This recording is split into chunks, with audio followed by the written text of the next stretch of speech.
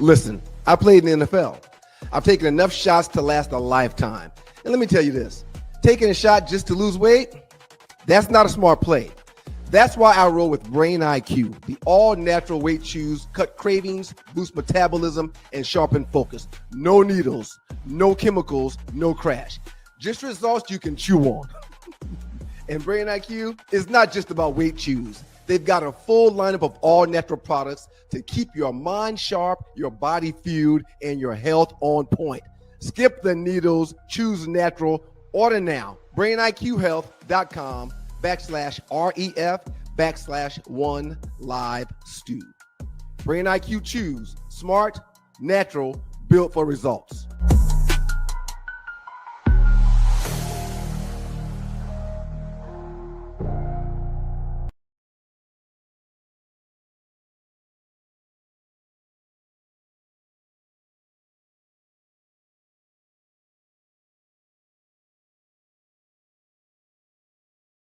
Dogs and poodles, you're in the dog. Good morning, good morning, good morning. Shouts out to ATL. Shouts out to everybody that's tuned into the show, the Two Live Stews Experience. Thank you for joining your boys. Ryan is not here. We got the Heisman Trophy runner-up, Joe Hamilton. There we go. You should have won the damn thing. Bullshit, you didn't win the Heisman, man. Hey, you know what, Doug? Now I only think about, and I'm never aggravated, I'm never fed up, and it's never too much. But now I really go to Diego Pavia every time the Heisman is brought up now, Doug, because what he said about about the voters, I can't get over it. Unbelievable. I cannot get over it, because the reason why I say that, Doug, because to get invited to New York, it's an honor in itself.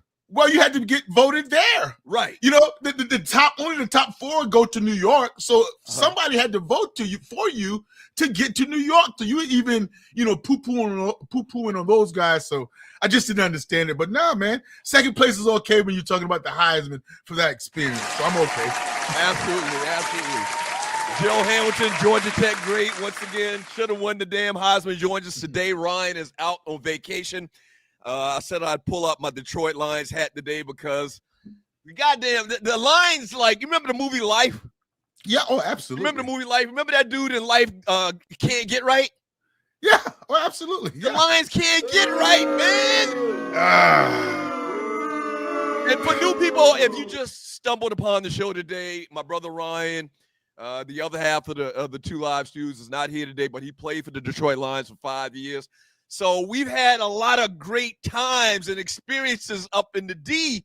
And, man, Dan Campbell, man, he a mess up a wet dream. Yep. Well, we'll get more into that a little bit later. But, man, shouts out to the D. Shouts out to everybody tuning into the show. Today's date while we're doing this show live is December 29th, 2025. The new year is right around the corner. The new year is right around the corner, so thank you for joining your boys. I hope your 2025 was good, and hope 2026 is even better. Joe, how was Christmas? Anything exciting happen? Well, yeah. Fellowship and family is exciting. And that's all it's about for me, Doug. Christmas was outstanding. When you look at about 20 to 25 people came through the house, so we hosted this year. I don't know how you feel about hosting. The preparation there's a lot to go into the preparation. Whether you have a potluck, whether you got to clean up the basement, clean up, vacuum, all those things. And if your family, anything like mine, and I know they want things right. They want things set up. They want things where they can be able to relax. Right. Some people are last minute to where you're rolling in. What time is brunch? 1:30. Does that really mean 2:30 or 3:30? What times does that mean? What times does that really mean? And then, when guys come in, they come in pretty hungry. But what we do, Doug, is we make sure everybody check their energy at the door. If it's negative, we don't need it. Even among family. So I'm not even talking about strangers. Sometimes family comes to those events ready to get something off their chest, talk about old days. Leave that. This is about laughter, playing games, and watching football or basketball. And that's another thing I thought about when I knew I was going to talk to you this morning, Doug. Mm-hmm. What dominated your Christmas as far as the television, NBA or NFL? because a lot of people go back and forth about whether the NFL was trying to hijack the NBA, because I grew up on NBA always being for Christmas. Christmas, you have that whole slate of games, the histories, the greats play on Christmas. So I wonder how you treated that NBA NFL. I watched the NBA. Okay. Christmas is basically my tip off to the NBA. I love it. Like Thanksgiving, not really. Still NFL for Thanksgiving, but Christmas is when I officially get into the games. It's right around the corner. It's dominated. And yeah, you're right. Christmas is different now, where it was all NBA. Yes. The NFL done snuck some games in there. And they've got all these different contracts, all these different streaming services. Yes. So there's games on Amazon Prime. There's games on Peacock. You have to look at the schedule and see where it's being broadcasted at, or you'll forget, or you won't even know that an NFL game is going on. Or you will miss something, Doug. You'll miss something like what went on Christmas night. The Snoop Dogg had a tremendous halftime show. And if you are involved in the basketball, like you're saying, and don't worry about the football on Christmas Day, you would have missed a halftime performance that was great. Joe, listen. And I'm not using great loosely, brother. Listen to me. That's a perfect example of what I was talking about just now. Yep. Mm-hmm. Okay, I'm mad at Snoop Dogg for political reasons or whatever, but I didn't even know that Snoop Dogg was performing and that game was on until I started seeing people posted on social media. Oh, That's that performance was incredible. They should have done that at the Super Bowl. I'm like, what are they talking about? But that's the point I'm making. Like the NFL is like, okay, all right, basketball is y'all. We'll do you a professional courtesy and let y'all do y'all thing on the main networks like ABC, CBS, NBC, and ESPN. But we got locked down over here for the people that want to see some football. That's and we sold some advertising. You can come over to Peacock. You can come over to Amazon, whatever. But I didn't even know a game was going on. I didn't even know that game was going on. I didn't even know that Snoop Dogg's performing at halftime. I had no clue until social media started telling me. Yeah. And the thing about it, the NFL really tried to steal the show, because if you look at the matchup that was on Christmas, the NFL slate, they were supposed to, Doug, be great games going into the season. You had Kansas City and those guys, the matchups. You had Dallas playing. The matchups as far as playoff teams headed into the season was outstanding. But how the season kind of unfolded, those games weren't must see because obviously Kansas City didn't pull their weight. Right. All right, so listen, this is the last show of the year. We got Ollie coming up a little bit later with the Ollie Report, entertainment news. Last 48, which are the biggest memes in the Two Live Stews Facebook chat group over the last 48 hours. And also, I'm just going to throw this out there one time. You were tremendous. The prior show that we had before Christmas came along. We're not going to do a show later on this week because it's going to be New Year's. If you'd like to donate to the show, okay, you can. Look to the bottom of the chat to the right. There's a dollar symbol. Click on that and donate whatever's in your heart. We would appreciate it. Y'all have been helping us keep the lights on. Word to my mother. Y'all have been helping us keep the lights on, so do that. And if you're watching the replay to the show, because you can watch all of the shows at 2livestews.youtube.com. If you're watching a replay, look to the bottom of the chat to the right. There's a heart symbol. Click on that, and you can donate after the live show as well. Thank y'all for tuning in. Thank y'all for everything this year. And I'm going to say thank you a lot to the people that have helped and supported the show all year long. Big time help, man. Big time. Thank you. Big time, tip of the cap. We appreciate it. We appreciate it. All right. A couple things we want to get into today. We're going to talk a lot of football. We're going to talk some NBA. First thing I wanted to do, kind of like bonus topics, Joe, is this past weekend, Shedeur Sanders and the Georgia Tech Yellow Jackets. Let's talk Georgia Tech first. Your alma mater. Georgia Tech goes down this past weekend to BYU 25-21 in the Pop-Tarts Bowl on Saturday. How do you feel about these sponsors with all these crazy names? You okay with that? Yeah, I'm okay with it. Because at the end of the day, Doug, it's a game for guys that still want to play football. And you get because of those sponsorship, you get a lot of swag bag, take home goodies. So it's worth it. If you're going to if you're going to put in the effort to try and enjoy it, you'll be able to enjoy the bowl game. Now, it's not a national championship, but you will be able to enjoy it if you want to. Okay, one quick comment before I get your thoughts about the job that Georgia Tech did this year. They had a great season in relative terms. Oh my Snoop God. Dogg. Speaking of Don't do Snoop that to me. Dogg, Snoop Dogg even has his own bowl game. Did you see that? Yeah, so I saw that, and I see that, and this I is think that's the going to be second a year trend. running. It's the second year running, and why wouldn't it be a trend? Right. I mean, right. Snoop Dogg, and I'm not a homer, so to speak, on Snoop Dogg, but he's everywhere. I mean, Snoop Dogg has coached guys in the National Football League right now. Right. And he's been coaching for 20 years. He has a major impact on our society. Shout out to Snoop Dogg. I No think- doubt about it. I think what we'll see is they'll take that formula and get the biggest star that they can to promote the bowl game. People will tune in to the bowl game just because of the celebrity. So I think we're going to see a lot more of that type of stuff where you're going to have a bowl game named after a celebrity. Yeah, but that celebrity, Doug, is going to have to be bought in like Snoop, though. Right. You can't just have your name on it and you somewhere else and not invested. And when you have the autograph signings and the get-togethers, you're not there. You're sending somebody to represent. No, Snoop Dogg is in the foxhole. That's why I really like why he's putting it on. I don't understand the inner workings of the gangs, the Bloods and the Crips, but Snoop is well known to be a Crip, but he was in all red this weekend. I thought that was some type of major violation. I don't know. I don't understand how it works. I don't want to understand how it works. Man. But wasn't that some type of major violation? I think it's an exception for Christmas, though. All red for Christmas. There's an exception for Christmas. That's funny. All right, Joe, quick little thoughts, man, about Georgia Tech, what they did this year. Haynes King, phenomenal year. His eligibility is up, going to be in the NFL draft. Brent Key, the head coach, did and has been doing a phenomenal job at Georgia Tech over the last couple of years. Once again, they lost the bowl game this past week in the BYU 25-21. They were in control. Talk about the game a little bit. Give me your thoughts being a Georgia Tech legend. Give me your thoughts about the game.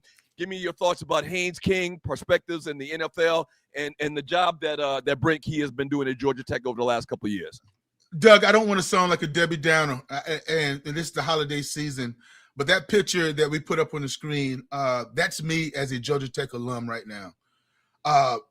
Frustrated, flabbergasted, don't really know how to put it into words, how I really feel, Doug, because before the season, my brother, this would have been turned out 9-4, solid season. We on the up and coming. That's good stuff.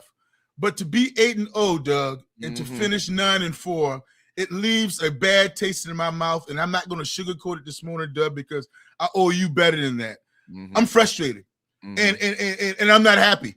And it's not pointing the fingers at anybody in particular as far as offense, defense, head coach, anybody. But my high hopes, at least I had booked Charlotte. That's the ACC championship game. I had booked that at 8-0 at the minimum. Right. You know, and then have a chance to probably sneak in the college football playoff. That's what I was going at 8-0, playing good ball. Right. And all of a sudden, the month of November into December turned into this. That's how I feel. But positive that Haynes King, that journey, watching my records fall in a good way, Doug. Because every time you watch it and you read it and you follow Georgia Tech like I do, they always say he's closing in on this record that Joe Hamilton holds, closing in on that record that he holds. And so I look at it and I'm rooting for him and want him to do it. So I'm invested in that guy. Is Georgia Tech through and through. He's what we represent. Love him to death. Right. Haynes King kind of reminds me, if I would make a comparison, I would say Tim Tebow. I would say Josh Allen even. Okay, yes, absolutely. I think he's a better thrower than Tim Tebow. Yes, I agree, Doug. I could see him being kind of like a Josh Allen type player in the NFL. And also, lastly, give me your thoughts in the NFL. Wow. Yeah, give me your thoughts about Brent Key, the head coach of Georgia Tech Yellow Jackets, and where he's gotten this program to this point. You're right. When they were 8-0, Joe, and I said this on the show, and you watched the experience. When they were 8-0, Joe, I don't want to say it was a Fugazi 8-0. I don't want to say it was Fugazi 8-0, but I knew that their talent level wasn't to the level of the Alabamas and the Texas, and I just knew that. No, that's a fair point, Doug. That's right. a fair point, and that's why my hopes are very high as well, because that whole entire ACC schedule, lend itself for us being 8-0. Right. and lended ourselves for us to make it to Charlotte. This was a perfect setup. And we were an older team. When Georgia Tech gets that old, Doug, and we have seniors and we've been in a program that long, you expect to cash in. That's my whole thing. And Brent Key, you were asking about, I love the direction. So that's why I don't want to sound too negative. Right. I'm just telling you my feelings about this season. Where we are going with Brent Key, to have guys or to have schools poaching at your coach, Buster Faulkner leaving for Florida. You have some assistants going elsewhere. You have even transfers out of there. Right. That's a good sign. More of a bonus stuff to talk about. I want to get your quick opinion about Shedeur and the Cleveland Browns, and then we'll talk about the first trending story, what's going on with the Baltimore Ravens, in particular Derrick Henry. Don't go away. Sports Talk with Hot Sauce, the Two Live Stews experience. Last show of the year, shawty. Don't go anywhere. Hit the share button. Like the show. Tell your people the stews are back in full effect. All right? We'll be right back. Don't go away. Yeah. Listen, I played in the NFL. I've taken enough shots to last a lifetime. And let me tell you this, taking a shot just to lose weight, that's not a smart play. That's why I roll with Brain IQ, the all-natural weight chews, cut cravings, boost metabolism, and sharpen focus. No needles, no chemicals, no crash. Just results you can chew on. And Brain IQ is not just about weight chews. They've got a full lineup of all-natural products to keep your mind sharp, your body fueled, and your health on point. Skip the needles, choose natural. Order now. BrainIQHealth.com/REF/1LiveStew. Brain IQ Chews. Smart, natural, built for results.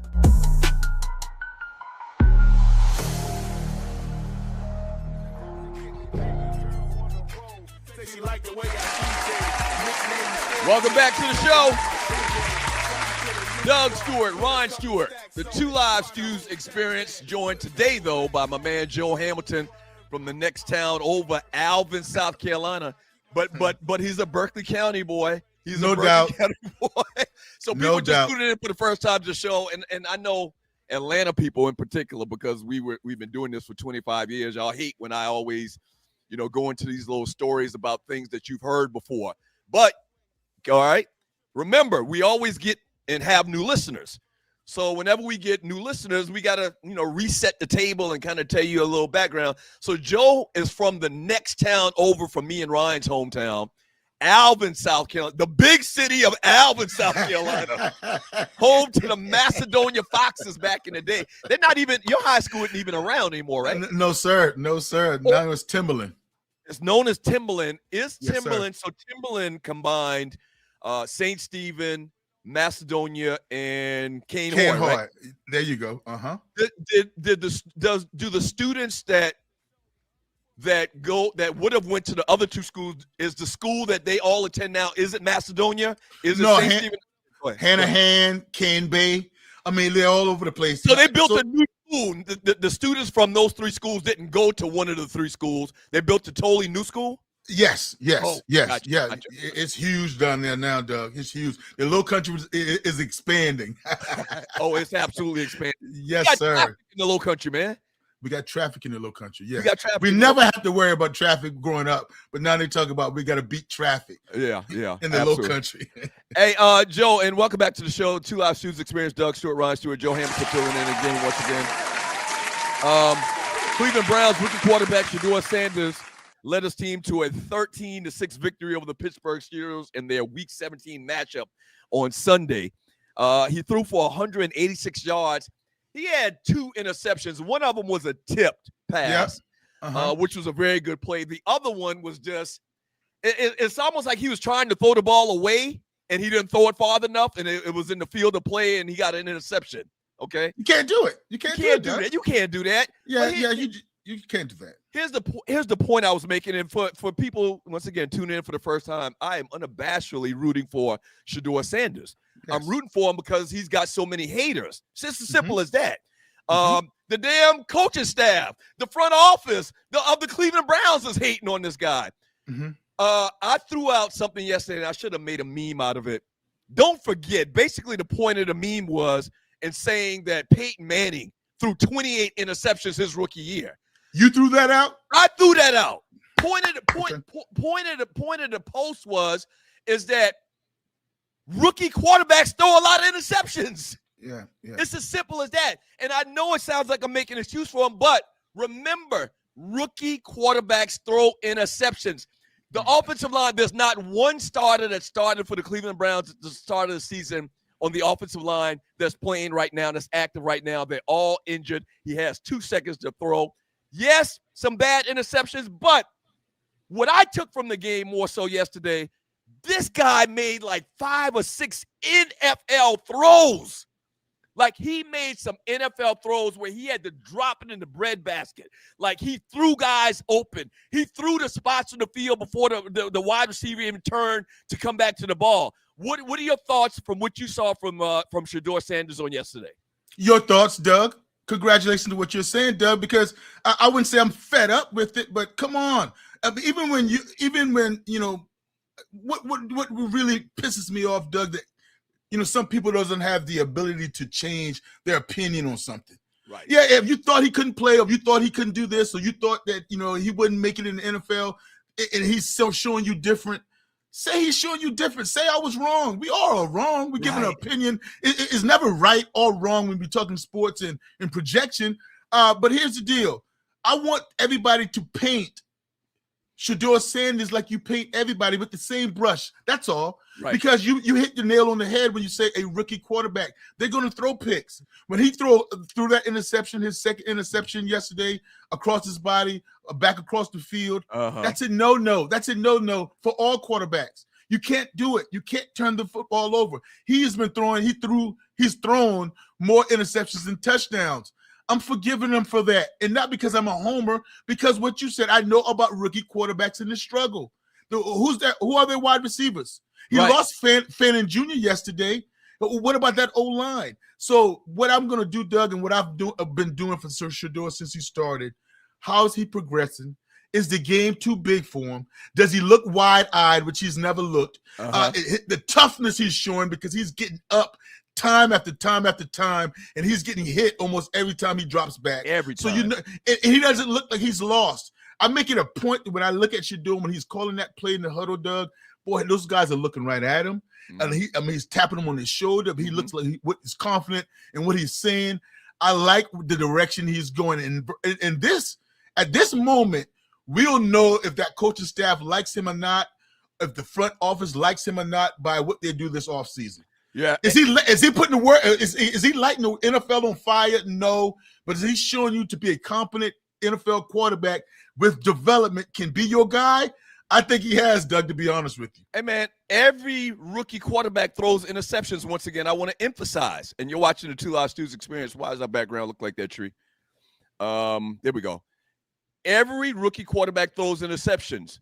I gave the example of Peyton Manning, which, by the way, when I gave the example of Peyton Manning, I just dropped it. I didn't say anything about. Let me cut you else. off for 1 second, Doug. Let me cut you off. You said every rookie quarterback. Look how many interceptions Tua's thrown.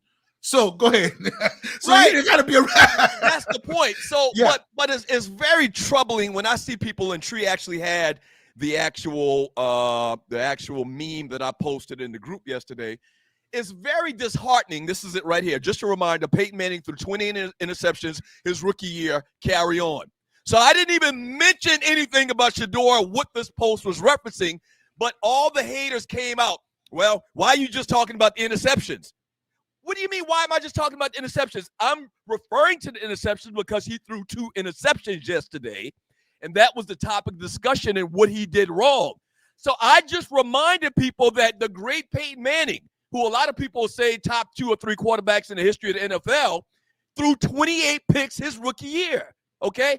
But there's a lot of negative people that just want to twist everything to the negative of Shedeur Sanders, in particular to his daddy as well. I guess they say, well, when we talk trash about Shedeur, we can talk trash about his daddy. It's just very petty to me.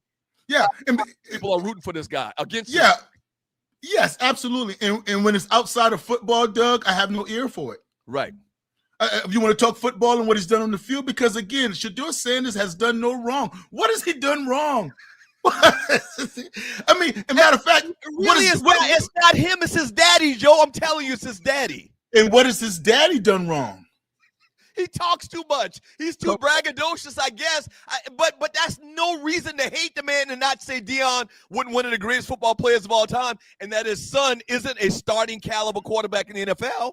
I was hard on Kevin Stefanski about the way he handled Shedeur Sanders with the reps and in preseason. I was hard on Stefanski about the Kenny Pickett and the Joe Flacco starting those guys, and that was a waste year and not preparing the younger guys to play. But I've even given him a second chance. Right. If he does the right thing and he's calling plays and his organization and the GM looks at this situation and say that we should bring Deshaun Watson back, we should bring Shedeur Sanders back, and we should run it back with Dylan Gabriel and get these guys ready. If there's no can't-miss prospect in the draft, we're going to do that, and let's see. Shedeur Sanders in a development program offseason is a NFL quarterback, and there's no doubt in my mind about that, brother. Absolutely, and that's the point. That's the bottom line point, and you're exactly right. I think that the economics of the situation, they have to bring back Deshaun. I can see a scenario where next year that they let Deshaun start the first couple of games of the season, and then they transition Shedeur back in, or do you not even see that? They got to pay Deshaun. They're not going to cut him. Go ahead. No, I see exactly what you're saying, but I don't like the word you say, let Deshaun do anything. No. Right. This is a quarterback battle. Right. And if Deshaun can't do it, then he can be a high, expensive backup. Right. But, yeah, you have to play him or somewhere if you don't want to cut him and eat that salary cap. But I would have him and Shedeur battle it out. Yeah, and you know what? It wouldn't be that bad of a thing if Deshaun Watson were to start the first 3-4 games next year. Shedeur could sit back and kind of watch because you learn a lot on the sidelines, okay? No, but he did that, though, Doug, right? Okay. I'm talking about Shedeur. True. He's done that, and he's played already. I guess what I'm trying to do is find a happy ending to what's going to happen next year with Deshaun Watson. They're paying him too much. They're paying him too much money not to play. But the happy ending. No, I agree with you, Doug. But the happy ending is when camp starts and the whole entire OTAs and offseason program. That's when you're competing. The competition starts then for you to get a chance to start. I can't give it to you. That's all. Right. Number one trending story: Derrick Henry balls out. Derrick Henry had a legendary night, 216 yards and a 41-24 win over the. Who they paid? They beat the Packers. Okay. Yes. 4 touchdowns, 36 carries, 216 yards on the ground. My question next weekend is basically the playoffs start next week. Pittsburgh versus Baltimore. Winner goes to the playoffs, wins their division. My question is, why? Why does it seem like this entire year they forget about Derrick Henry? Like they'll give him 10, 15 carries, and then they'll go away from him in the second quarter, in the third and fourth quarter. That's all they need to do is run Derrick Henry, free up the secondary, loosen up the secondary and the defense for pass option, play action for Lamar Jackson. Like, why do they not understand this guy's one of the best running backs to ever do this thing? Doug, you and I are talking some real good language this morning, man. I don't know, Doug, because my number one MVP for the Ravens, most valuable person, he's not even on the football field. He's up in the booth. Right. And that's Todd Monken. That's offensive coordinator. What's your problem? We remember years back in the playoffs where they led the league. I mean, they led the NFL in rushing. And then he decided against the Kansas City Chiefs to go to the Super Bowl. Then he decided to say, hey, our best asset is to try to throw the ball all over the lot. Right. All right. That doesn't work. So that's the recipe. Even if Lamar Jackson comes back and his back is healthy, don't go back to say, Lamar, let's let you be spectacular. Right. No, this year he's not the MVP, Lamar. This year he's been banged up.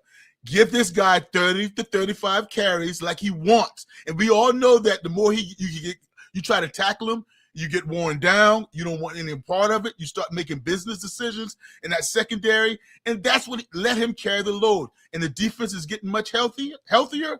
That's a scary team. That's a scary team if you're going to make sure Lamar Jackson understands. And if Lamar Jackson, Doug, can understand that You a dual threat running quarterback. Mm-hmm. We're not asking you to be Dan Marino. You don't Right. have to show me that you can sit in the pocket and dissect the coverage. You don't Play have to your do that. game, right? Play your game. Right. Play your game. Play your game. Get down, get out of bounds. But we need your legs for you to be able to hold up this trophy. Bottom line, man. But I want to say shout out to the NFL real quick, Doug, because these division matchups in week 18, phenomenal. Phenomenal. Every single game you're going to watch on Sunday is or Sunday or Saturday is a division matchup coming up. Yeah. Some of them is to take all, winner take all in the terms of division. Same thing. Excellent. Same thing going on in the NFC South with Tampa Bay and Carolina. Yes. Winner that game goes to the playoff. They win the division. They go to the playoff. Derrick Henry moves into 7th all time with the 7th 200-yard rushing game. This man has rushed for over 200 yards. That's got to be a record. That's got to be a record. And a record for most 150-plus yard 2-touchdown games, 14. So he's got the record for 150-plus yard games with at least 2 touchdowns in NFL history. Ball award to Derrick Henry, man. Yes. And dare I say to you, he has a chip on his shoulder. And the reason why is because what he did early in the season, because he said out of his own mouth that he cost the Baltimore Ravens 2 games with his fumbling habits or his fumbling woes, which he does not do. It was uncharacteristic of Derrick Henry, but he did drop the ball on the carpet against Buffalo, and I think the game right after that. So he has a chip on his shoulder. So give him the ball, please. Just give him the ball, John Harbaugh. Yeah, and Todd Monken, just give him the ball. So that game's once again, it's going to be a playoff game. It is a playoff game. Whoever wins that game goes to the playoffs.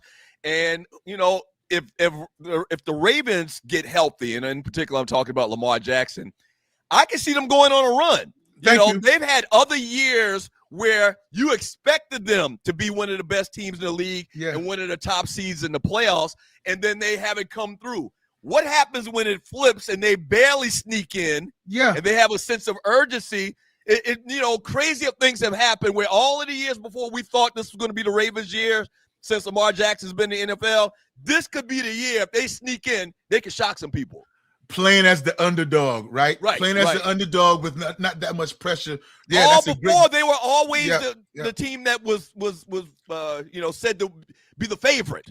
Exactly. Yes. Yeah. Can I give a Buster Award right quick, Doug? Go ahead, Joe. This is going to be somewhat controversial, but I'm going to give a Buster Award to DK Metcalf. Ooh. Because he's really costing his team.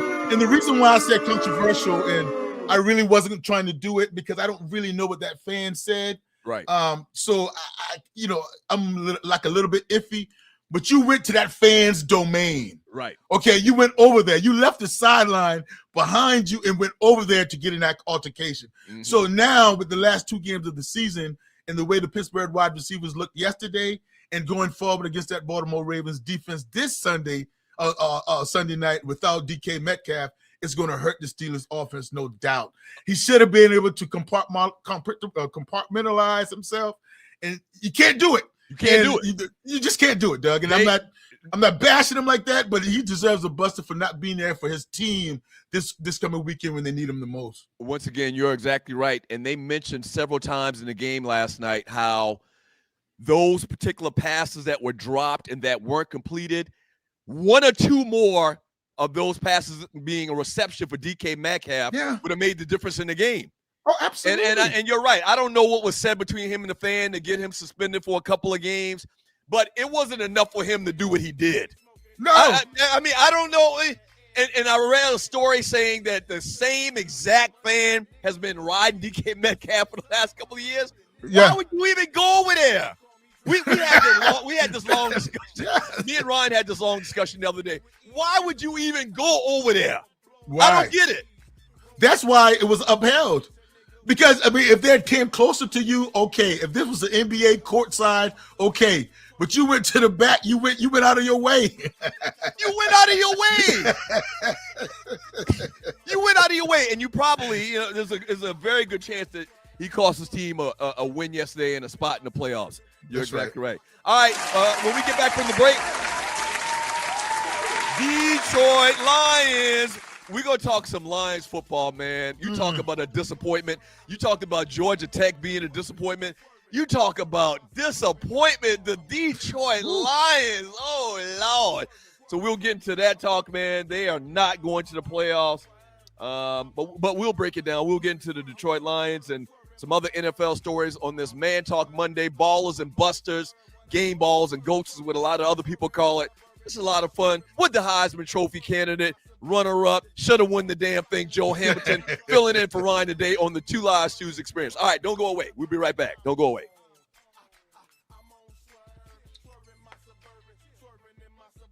Are you tired of workouts that leave you feeling drained?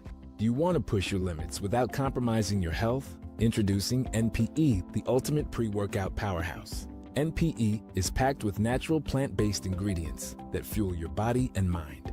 We're talking about sustained energy, enhanced focus, and accelerated recovery. All this while giving your immune system a powerful boost. But NPE doesn't stop there. It also stimulates circulation, enhancing blood flow throughout your body. And it doesn't just improve your workout performance, it also boosts fertility and sexual drive in both men and women. Whether you're a seasoned athlete or just starting your fitness journey, NPE is here to help you reach new heights. Don't settle for sluggish workouts. Unleash your inner athlete with NPE. That's natural performance energy. This is not your ordinary pre-workout supplement. Our clients will tell you NPE also stands for natural power, peak performance, every workout. Welcome back to the show. The Two Live Stews Experience, the realest, trillest sports and God talk show in America, joined by Joe Hamilton today, filling in for my brother Ryan Stewart, who's out on a vacation. I don't even know exactly what Ryan's doing. He just be all over the place. But it's good to have Joe in, my homeboy, Georgia Tech legend. Shots out. There he go right there. There he go right there. That's his cornrows. That's his cornrows. The Lions were eliminated from NFL playoff contention. They had a loss. They lost to the Minnesota Vikings, a game characterized by uncharacteristic giveaways. They had 6 turnovers. How do you have 6 turnovers in a game? Now, maybe you have 6 turnovers in a preseason game, but it sounds like it's impossible to have 6 turnovers at this point in the season. Quarterback had 5. We're in like week 17. So is Jared Goff going back to Jared Goff of yesteryear of the Los Angeles Rams? Jared Goff? No. Is he reverting back to that, or it was just a bad game? Oh, it was a bad game. It was a bad game, and it's a bad season. Doug, I have to ask the question: what are the expectations for the Detroit Lions? Because all of a sudden, what are you expecting? Mm-hmm. I understand last season. I understand the season before. I understand the Dan Campbell era. But you're older than I. Are we saying that Detroit is letting us down? Are we saying Detroit is all of a sudden a failure after what we've been through in the first, last 25 years before the last 4 years? What are we talking about here to say Detroit is 8-8 and missed the playoffs or and the sky is falling? So I say this just to be tongue in cheek, but they are a disappointment this year. They are a disappointment, but what are the expectations, Mr. Stewart? You know what, man? It's almost like we feel sorry for the Lions, man. No, seriously. No, I know what you're talking about. Let me reiterate. I said it in the pregame show. Ryan played for the Lions for 5 years. Before he got that call that they were going to draft him, we had never been to the city. We had never been to any Midwest city for that matter, okay? But Detroit has shown us nothing but love, okay? Mm-hmm. Great times in the city. Ryan played for the Lions for 5 years. But this is historic Detroit, man. Detroit Lions football. They've had a couple of years. The year Barry Sanders rushed for 2,000 yards, Ryan was on the team at that time. They went to the playoffs. I think they got put out in the first round. It's like they snake bit. I said it earlier, man. You remember the movie Life? You remember Can't Get Right? The Lions just can't get right, it seems like.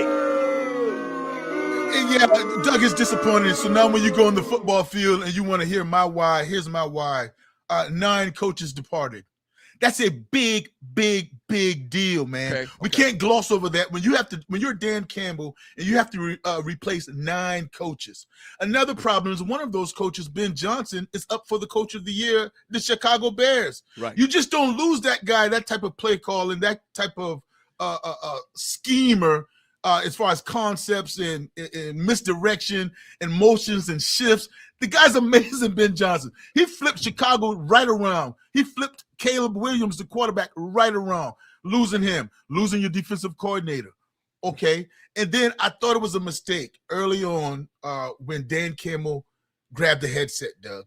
I thought it was a problem. Now, he's an overall CEO. That's what he reminds me of as a coach. I'm dabbling in special teams, dabbling in defense, dabbling in offense. Overall, I'm seeing it. But when you have that play sheet in your hand and you're the coordinator and you calling plays on a Sunday and you started that mid-season. Now, he started that mid-season when he grabbed that from, I think, Johnny Morton, the guy he hired to replace Ben Johnson. So that threw him off. That threw him off because now you have to think about the next play, the next drive. Am I going to go for it on fourth? What call am I going to make for it, make or give in when it's fourth down? Because you remember, Doug, if you're a head coach and it's time for you to go for it, you just tell the offensive coordinator, hey, go for it. Call your best play. Right. But when you're the head coach and you got to think about that, the next play, the next drive, you have to watch the game, the Microsoft Word tablet to see what coverage they're playing. Right. You're distracted. And it can be done, but this is the first time he did it. And I think that threw him off a little bit this season. So, Joe, you brought up another subject that I'd love to have a discussion about. Coaches trying to be like Andy Reid. Yeah. Like 90% of the coaches that and I want people that never played the game or not really in depth into the game like me and you are. Yeah. And clearly you are because you actually played in the NFL for a couple of years. 9 times out of 10, the head coach just has a headset. Yeah. What's the coach for the brother in Pittsburgh? I'm drawing Mike Tomlin. Yeah. Mike Tomlin. Mike Tomlin doesn't have a play sheet in his hand. Mm-hmm. Mike Tomlin is too busy delegating and managing. And most coaches do that. I think sometimes, man, these coaches have this fantasy that they can be Andy Reid. Like the top of my mind, the only coach I know in the NFL that has a play sheet that's calling plays. No, there are a lot of them, Doug. No, there are a lot of them. There's a lot of them. I rarely see that. Well, Mike Shanahan does. Okay. Matt LaFleur in Green Bay, he does. Kevin Stefanski does. As far as in Minnesota, Ben Johnson does it with Chicago. Okay. So when you're talking about gurus, you're talking about gurus, and that's you can't do it though. No, and that's what that's always begged the question about what would you rather, Doug, in your head coach for your team. Because I've always said that I want a Mike Tomlin. I want somebody like a John Harbaugh that's overseeing everything and not necessarily involved in calling plays because you are not distracted. Right. So even Arthur Smith, when he was here with the Atlanta Falcons, I thought that was a problem with him as a head coach because he always had his face into the offensive play sheet. Mm-hmm. So that's the problem I have with Dan Campbell. That wasn't his style. Right. So I don't have a problem with you doing it. But that wasn't who he was his first couple years in the league. Let me make one other point too. And you're watching the Two Live Stews experience. Dan Campbell, once again, I don't want anybody to go back and say, what's the paper in Detroit? Is it the Detroit Free Press? Mm-hmm. I don't want anybody at the Detroit Free Press passing around in the sports community that Doug Stewart is hating on the lines. I am not saying that at all. No. Dan Campbell, his clock management, and some of the calls that help him decide a game, some of the major decisions as a head coach you have to make, he's eared. Like he's had a lot of mishaps. And you know what it almost feels like? It almost feels like that. I'm not saying fire him or he's going to get fired. No. What I'm saying is it almost feels kind of like Belichick when Belichick had his first opportunity in the NFL and he struggled. He had a second opportunity, and we all know what happened with the New England Patriots. It feels like that Campbell's going to, at some point, leave Detroit, going to get another opportunity, and all of the mistakes that he's making now, his first couple of years as a head coach, he's going to correct those, and he's going to be a great coach at the next place. No, I think it's this place, Doug. And here's why. Everything you're saying is so correct, but I think he can correct them now. Because he was there, he came in on the scene. Detroit came on the scene as the underdog, going for it on fourth down, surprising guys, being the new kid on the block, exciting kid on the block. That was good. He needs to go back and play fundamental sound football. That's it. Some of these gambles and going for it when he's going for it, it makes no sense. He's trying to recreate football. Punt the football. Kick yourself some field goals. The simple things, Doug. And when you miss the simple things, this is what happens. This is what happens. So I think going back to his roots, going back and just making sure he can get the right people in the building because the talent is there. Shout out to Brad Holmes, the GM at Detroit. The talent, he's bringing in a lot of talent. But here you are with the projection of winning the division, and you're last at 8-8 behind the Vikings. Nobody saw this coming. Fly. Nobody saw this coming. No, and now to your point now about he's not going to do it in Detroit, there are expectations now in Detroit. Right. So that he's made. So right. Yeah, they're going to start expecting some things. My college coach at Newberry College, and I can't even remember his name right now. And it was actually the offensive coordinator. His name was Etta. But he used to always say, elephants don't bite, mosquitoes do. You ever heard that before? Yeah, no, but it's almost like a little gnat.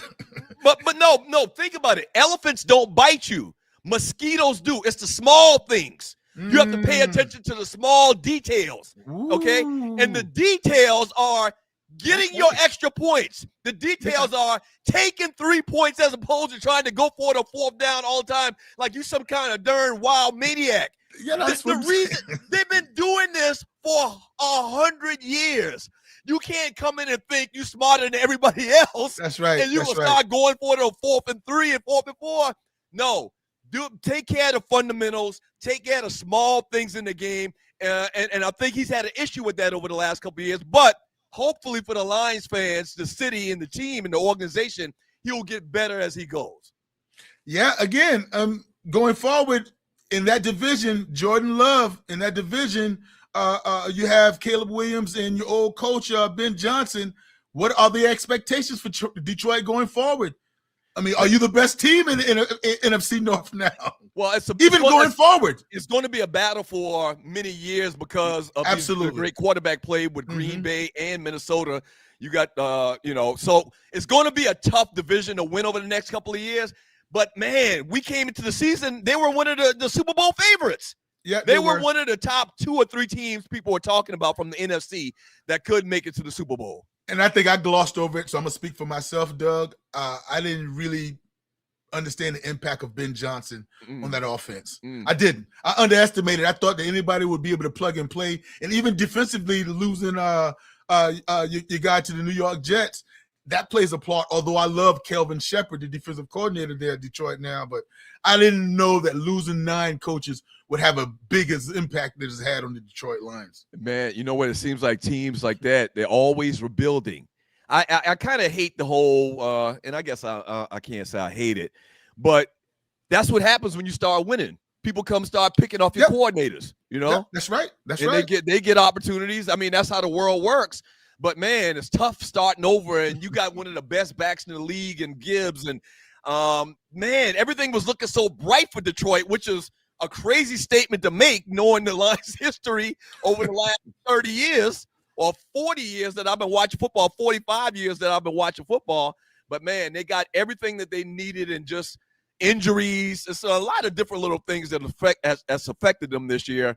But, man, bottom line, very, very disappointing year for the Detroit Lions, man. At 8-8, though, I mean, it didn't – how much credit do you give to the parity of not only the division but the NFL? I mean, again, if you're Roger Goodell and you're an NFL fan that does not have a dog in the fight, so to speak, this NFL season's been pretty good, Doug. Right. It's been very good. Yes. It's been very good. And so competitive. I mean, the right games on TV on the right time, so even the Thursday night games have been pretty good. Joe, bonus question I'm going to throw in there. And you're watching the 2 Live Stews experience, Doug Stewart, Ryan Stewart. Backup quarterback for the Green Bay Packers. Malik Willis. Yes, sir. He can play. He can be a starter in the NFL. Oh, yes, sir. I'm happy you brought that up. Yeah. He can be. So the reason I brought him up in particular, if you're new to the show, we're based in Atlanta. You may have figured that out already. We're based in Atlanta. Joe Hamilton played for Georgia Tech. Michael Penix Jr., quarterback that the Falcons drafted, injured this year, going to be out for a year, may come back in the mid part of next season. I think they even said that he might be back for the start of next season. Yeah. Bottom line is he's had a history of knee injuries. So there's talk about what do you do at the quarterback position. Kirk Cousins is not the future just because of his age in general. I mean, it's as simple as that. He can't be the future just because of how old he is. Man, what do you think about bringing in and you just called his name Malik Willis. Malik Willis. Yeah. What do you think about bringing in Malik Willis to vie for this quarterback spot for the Atlanta Falcons? I'll be all for it, Doug. But not under Zach Robinson. That's the problem. Mean, yeah, not Zach under Robinson is the offensive coordinator for the Falcons. Yeah, I mean, no, because I'm big, Doug, on coaching. I'm big on that matters. That matters huge in my books. And it's shout out to Mac LaFleur. It's shout out to guys like Kyle Shanahan that can take Mac Jones and win a few games and still be in the running for the number 1 seed in the NFC with San Francisco. It can be able to take Brock Purdy, the Mr. Irrelevant, the last pick in the draft, and make him what he is, throwing darts and being as hard as he is. So Malik Williams is, and I forgot where Willis. Excuse me, Malik Willis is a product of Matt LaFleur developing. Same thing we thought about. The guy that went to Dallas and went to San Francisco. What's his name, Doug? And now he's with the Chargers. And we're saying that Jim Harbaugh is turning him around. He's a backup. Okay. The name will come to me in a second. But that's what Malik Willis has done. He's developed. He's showing me a guy that I didn't really recognize in Tennessee under Mike Vrabel.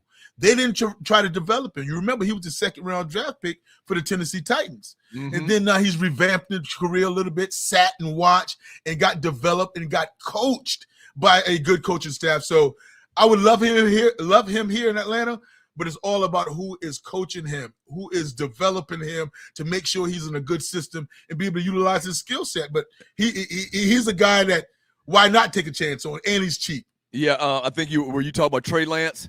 Trey Lance, thank you. Yeah. Trey Lance, in the time that we've seen him on the field, the short spurts that we've seen him on the field, yes, him and Willis look like they could be starters in the NFL.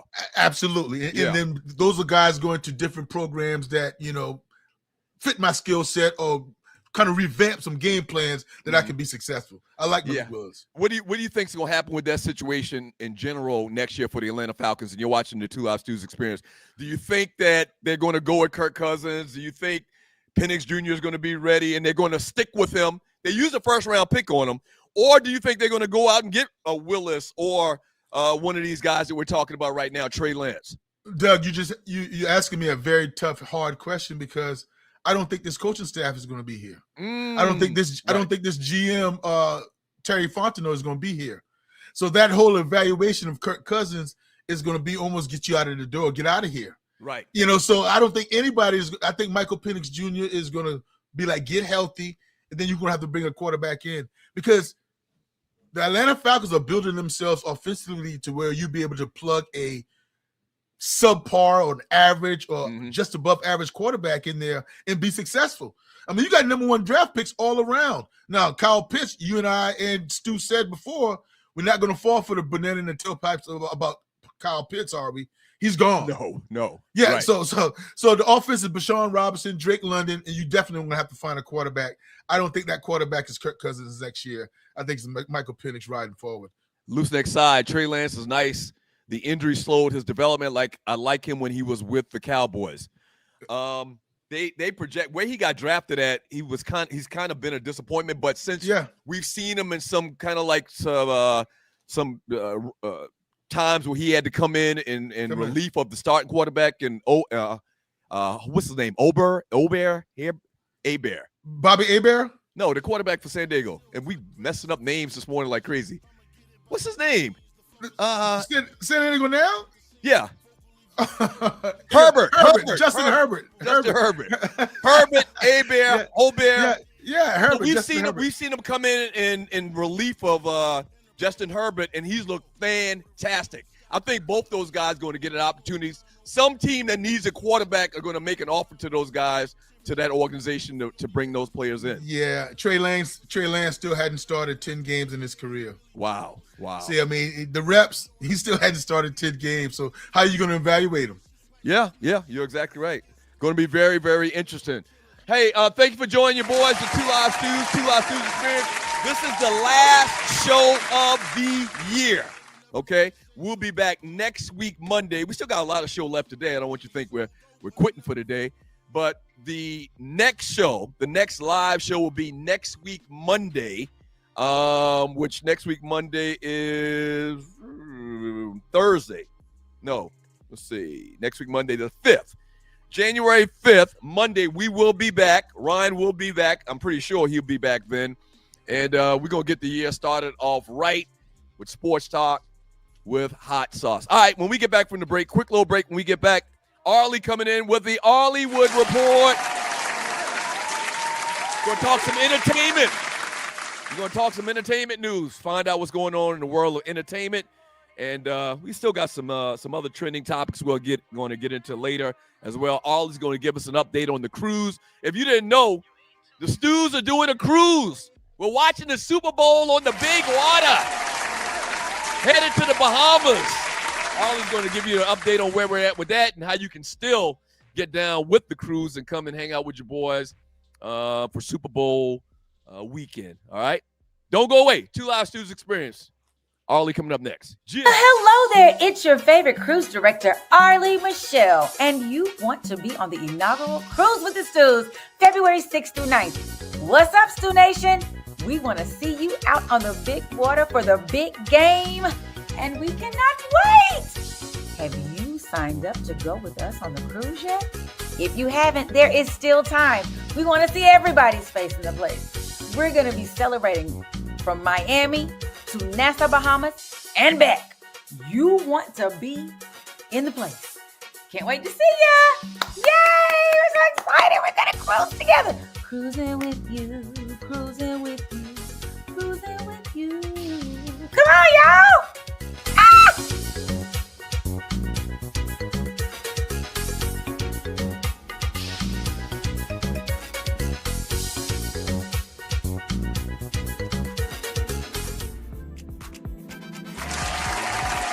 There she goes. Good morning, Arlie. Good morning. Good morning. How are you? I'm well. 2026 is upon us. 2026 is upon us. Jesus Christ. Out with the old, in with the new. I'm just not ready to turn so fast. Good morning to you, Joe Ham. Great morning, Arlie. How are you? I am fantastically well. I've had an amazing holiday since y'all left. I mean, Christmas holiday. I feel like I work for my family and friends, and they do not pay me. What do you mean? What, you been cooking? I've been cooking and cleaning and fixing and doing, and I feel like I just, whew. Right. Okay. It ain't no fun getting older. You know, your grandmama and stuff used to do all this stuff. Now our grandmama's gone, and you got to do it. I'm like, wait a minute. Right. I don't like it. The torch passed to you, Arlie? I didn't want it. All right. What was your best Christmas gift? My best Christmas gift? Yeah. Child, my son is going to get me some lessons for my gun so that I can learn how to properly use it. That's my best gift. What kind of gun you got? I have a 9mm Glock. What? I think it's a 26. What do you mean 26? I think like it's, you know how they have like a 26 or 24, like the little bitty one, and 28, like they got the different sizes of them or something. I'm not that, sure whatever that one is. Okay. And I want a shotgun. So anybody want to give me some suggestions on a shotgun? Wait, what do you mean you want a shotgun? I want one. Oh, you want one? I thought you said you won one. Okay. No, I wish I won a shotgun. But you know, what's the reason behind the shotgun? Why do I want one? Yeah. Because I want to stop you before you get too close to my safety. I want to stop you back there. So you've been talking about talking to someone about home safety because the gun experts will tell you when you have a gun for your house, you should get a shotgun. Yep. Because you ain't trying to miss. You might miss with a pistol. With a shotgun, you shooting the whole area. All you gotta do is point it in that direction. Joe, did you hunt growing up in Alvin? Yes, sir, we did. I don't Yes, like sir. it. Squirrel, deer. Deer. Okay. Yeah. All right, 12 all right. gauge. Yep. I don't want to do that. I don't want to hunt, but I want to stop you before you get here. Hey, Arlie, give us an update on the Cruise with the Stews, the inaugural Super Bowl cruise. Where we at? How can people get down? Nation, as you all have heard, and for those who have not out there in Hot 107.5 WGPR, we are going to the Bahamas, the Cruise with the Stews. Those two fellas, one of which is missing now. We just hope he make it to the cruise, child. You know, he good to have something going on, but he is scheduled to go. Those two brothers, Treats and the fabulous, Mommy on the Mic, and your girl, Arlie Michelle, will all be hosting a group of us going to Nassau, Bahamas. We fly out of Miami on February 6th. We get back to Miami on the 9th. And in between that time, in the meantime, in between time, we're going to have ourselves a good time on the Wonder of the Seas. Yeah. If you're interested, and let me just tell all the people there have been a few people who've called, and there have been a few people who sent me an email. I hadn't gotten back to you because I've been holidaying, but I plan to look at that today for you and get back to you today because I'm going to holiday again I got to sing it for the Lord on the 31st. I will be busy learning music and getting my life together for that. So I'm going to try to get y'all straight today to let you know what it looks like for you to be able to still sail cruising with us. Okay. So, good stuff. let's get it. February 6th through 9th. It'll be fun time. Sometimes had by all. Fun. I'm getting that alcohol package that they're going to offer as well. I'm getting the I hope to win at the casino package because one person won that lottery. Oh my God. It was 1.7 billion. Wow. One person. I bought a It ticket wasn't too. me. I bought a ticket too. I bought a ticket. I do a quick pick and I do some numbers that I felt like the Lord downloaded to me. They were not the numbers. The Lord did not download them. I felt some type of way. God, my son is buying them because we figuring out they know if we win, we're gonna just do some things. If I win, everybody win. You better believe that. No, I don't believe that, Doug. I don't believe it. Well, I mean, everybody I know, like you will win. I'll shoot you a couple dollars. I'll shoot you. And I believe it's gonna be a couple of dollars too. Literally, Doug won 1.7, which you'll walk away with half. So you're like up in the 800 million. Arlie, get you a snack go get you a dinner somewhere. Here's $5. Arlie, if I won how many billion? 1.7 billion. If I won 1.7 billion after taxes, what's that? It's like 800 and something. Like 800 something million? Yes. I give you $1,000. I'm gonna be rich. Shut up, studio audience. I'm thrifty. I would give you 1,000. I would give Tree 1,000. I'd give Joe 1,500. Absolutely. It's gotta be under request though. I don't do this. 1,000? Okay. Okay, maybe 2,000. Maybe 2,000. I mean, my hand is itching, so maybe you're about to win. We'll get my $1,000. All right, Arlie, give us some entertainment news. What's going on in the world of entertainment? I want to give my Baller and Buster awards, which I randomly do because I forget that we have Ballers and Busters on Mondays. I'm giving it to the Atlanta Hawks. They're giving both the Baller and the Buster. Man. Baller, because y'all had me up in there thinking we was about to win against them Knicks. I went to the game. I'm cheering. I'm yelling. I'm all excited. Buster, because at the very end, y'all could not pull it off. And they gave it a good run. And I want to send them Knicks packing because I'm so sick of these Northerners thinking they better than us. They all down here. Take your back to the north if you so fabulous up there. Go on back up there. You're sick of these folks. Go on back up there. Go on back up there. Straight country. Yeah. I was watching the game too as well. And you're right. They gave it another game away. Exactly. Yeah. So painful. And I was there live. And when them people with their little orange and blue on and talking mad junk with their Timbs walking through like they own something. I was like, take y'all. So you were at the game, and you're exactly right. Whenever the Lakers come to Atlanta and whenever the Knicks come to Atlanta, their fans kind of like overpower our fans here in the city, which is not a good look. I don't like it. But Atlanta is such a transplant city that anytime you go to a game where there are other teams, like it's so many Eagles fans that show up. Oh my God. I'm like, y'all, and they live here. They take over the bars and them Steelers fans. They're big. Oh yeah. Throwing the Steelers as well. I was talking just about basketball, but if Dallas or Pittsburgh, as far as football come to Atlanta, they're going to overpower us. They're going to overpower us. Yeah, well, yes, it's a miss. But anyway, I just wanted to say that's my baller and buster. So, birthdays, happy birthday to some special people. Like if you are out there listening and your birthdays happen this week or during the Christmas holiday, the Two Live Stews crew wishes you a happy birthday. Happy birthday. Happy birthday to you. Happy birthday to you. Happy birthday. Ooh, Doug's you've been resting your voice. Doug, your vocals, you've been resting. I mean, I've I gotta do what I gotta do. You gotta do it. You've been resting. So we want to send a shout out to actress Charlene Woodard. Y'all might not know the name, but she played Aunt Janice on The Fresh Prince of Bel-Air, and she's acted forever in so many things. She is 72 years old today. I'm like, good Lord, black don't crack, baby. Wait a minute, who did she play in The Fresh Prince? She played Aunt Janice. She was the one married to the white guy. She married to the white guy. They had the whole interracial relationship. I think his name was Uncle Fred or Uncle something. But anyway, The Fresh Prince. The Fresh Prince of Bel-Air. Go look up Charlene Woodard. You're gonna go, oh, I know her. Okay, go ahead. All right. Happy birthday, Lauren Fly Tie 1. Lauren is happy birthday to her. She's 29, baby. Okay. You're only 32, Fly Tie. Former actor Mekhi Phifer is 51 today, and former NFL cornerback Eric Berry is 37. But let me tell y'all, we missed some key birthdays because we were not on Sunday. But my man, leading man, Denzel Washington turned 71. Happy birthday to Denzel. 71. Same vocalist Martha Wash, from The Weather Girl. She had that big lawsuit. They used her voice in so many things, but never gave her credit. She is 72. Broadcast journalist Gayle King, 71. Vocalist, singer, songwriter John Legend, 47. And little actor Miles Brown, who played one of the twins on Blackish. It was the female and the male twin. He is 21. Little babies is getting older.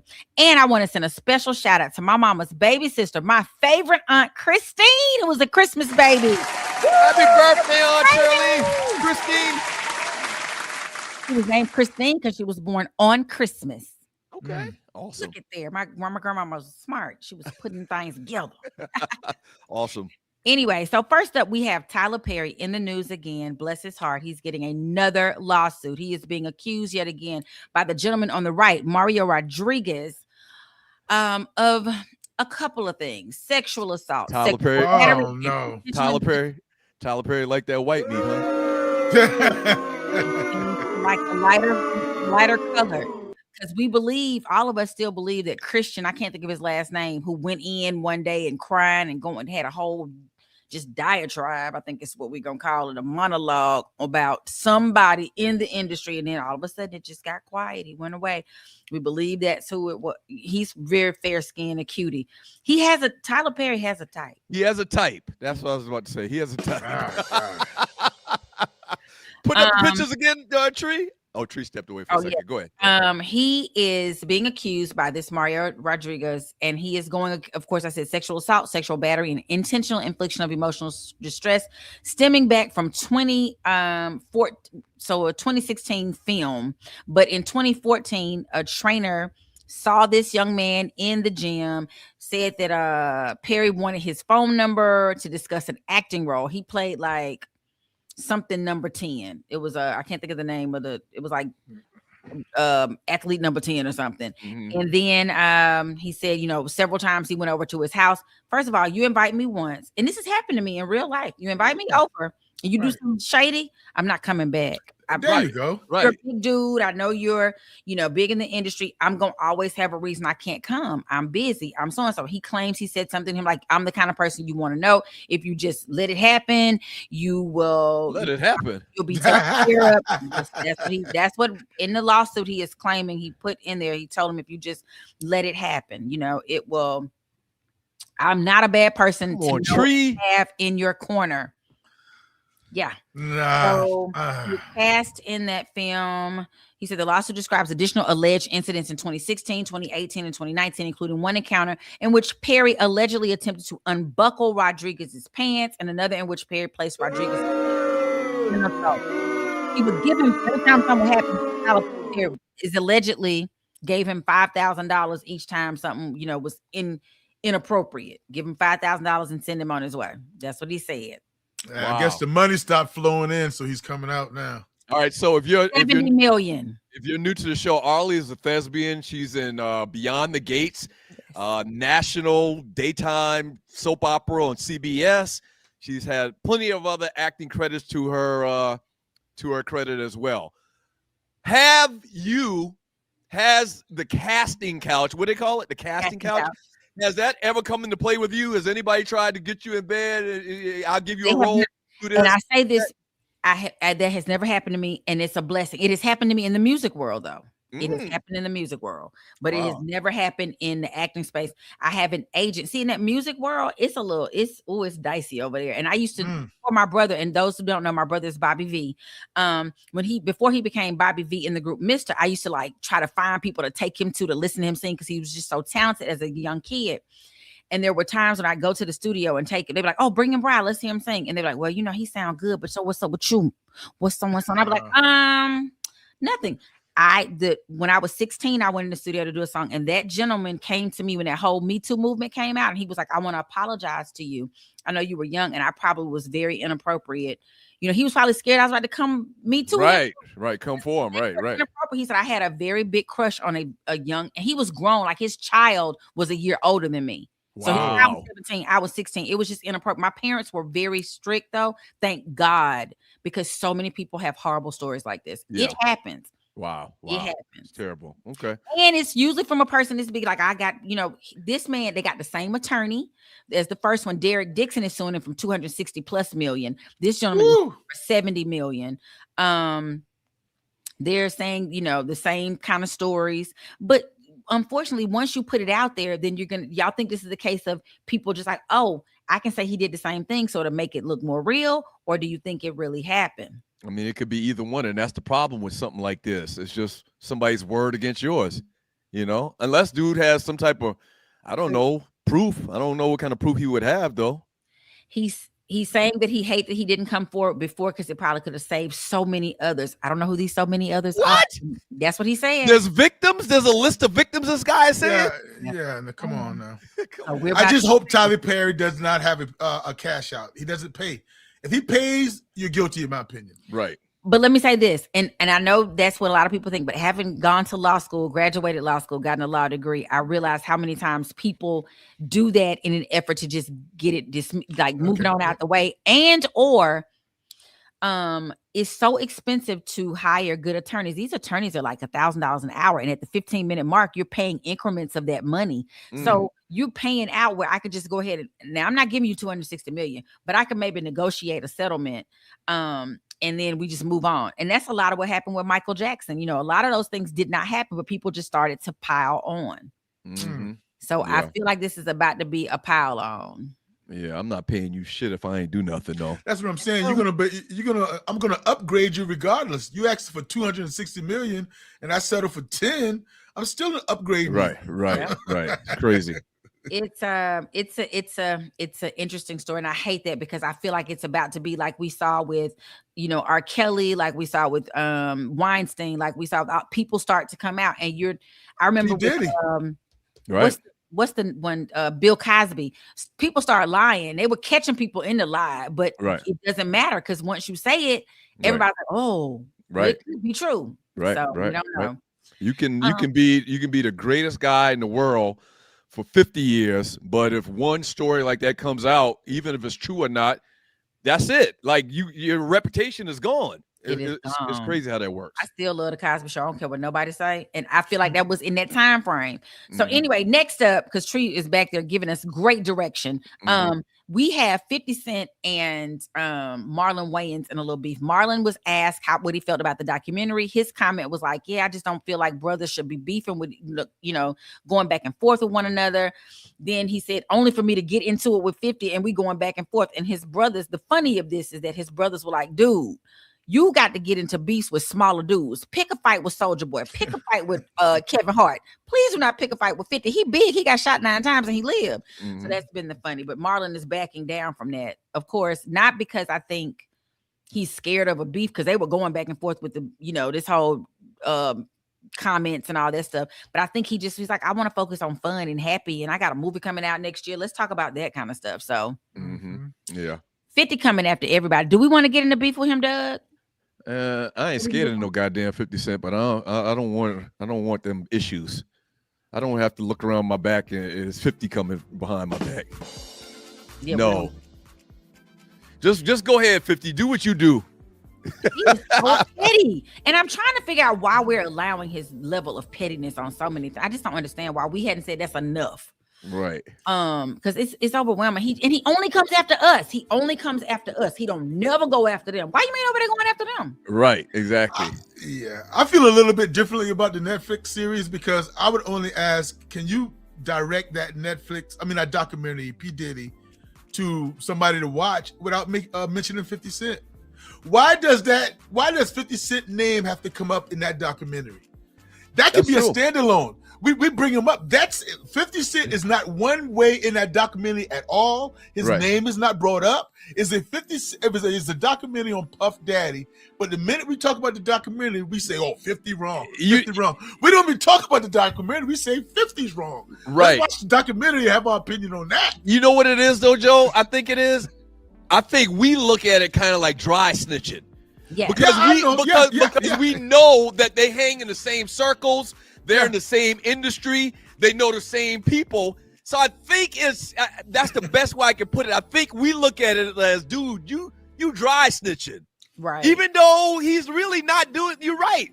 His name should not be a part of the conversation about the documentary, but it is. Right. But he wants that, though. 50 wants his name to be in it. He wants the smoke. He is the dude who if you say anything, and somebody made a good point in one of the comments, they were like, he is the surrogate. He's the person that's coming for whoever 50 is. I mean, whoever Diddy is in it with, like that big fight. Diageo, I think is the name of the liquor company. Right. I think 50 done got hired by them because it's constant. He just keeps on. So I wish he'd chill out and go do something else. Right. I wanted to mention briefly that we had Mickey Lee. I don't watch Big Brother, but Big Brother season 27.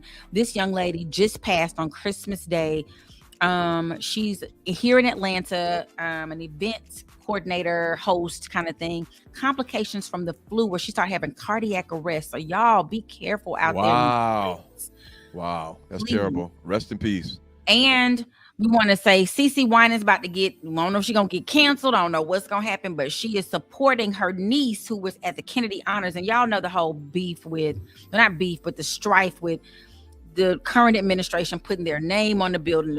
It's not supposed to even happen. And he's just doing all kind of crazy stuff and honoring people and making them. He's not even artistic in any shape, form, or fashion. Why his name on there, I don't know, Lord. He just trying to stress us.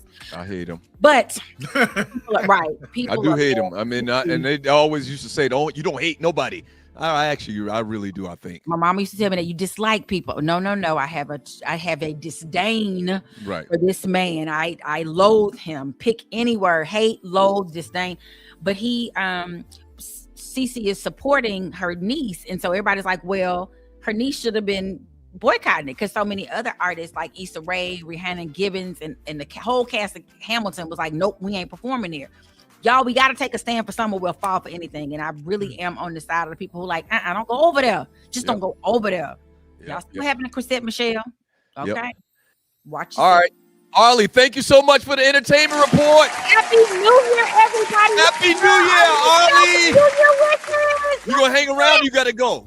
I'll hang around in the background. Okay. All right. We getting out of here early today in relative terms. We're supposed to be out at 9 every day, but today we're going to be out like at 9:15. I got to go see a man about a horse.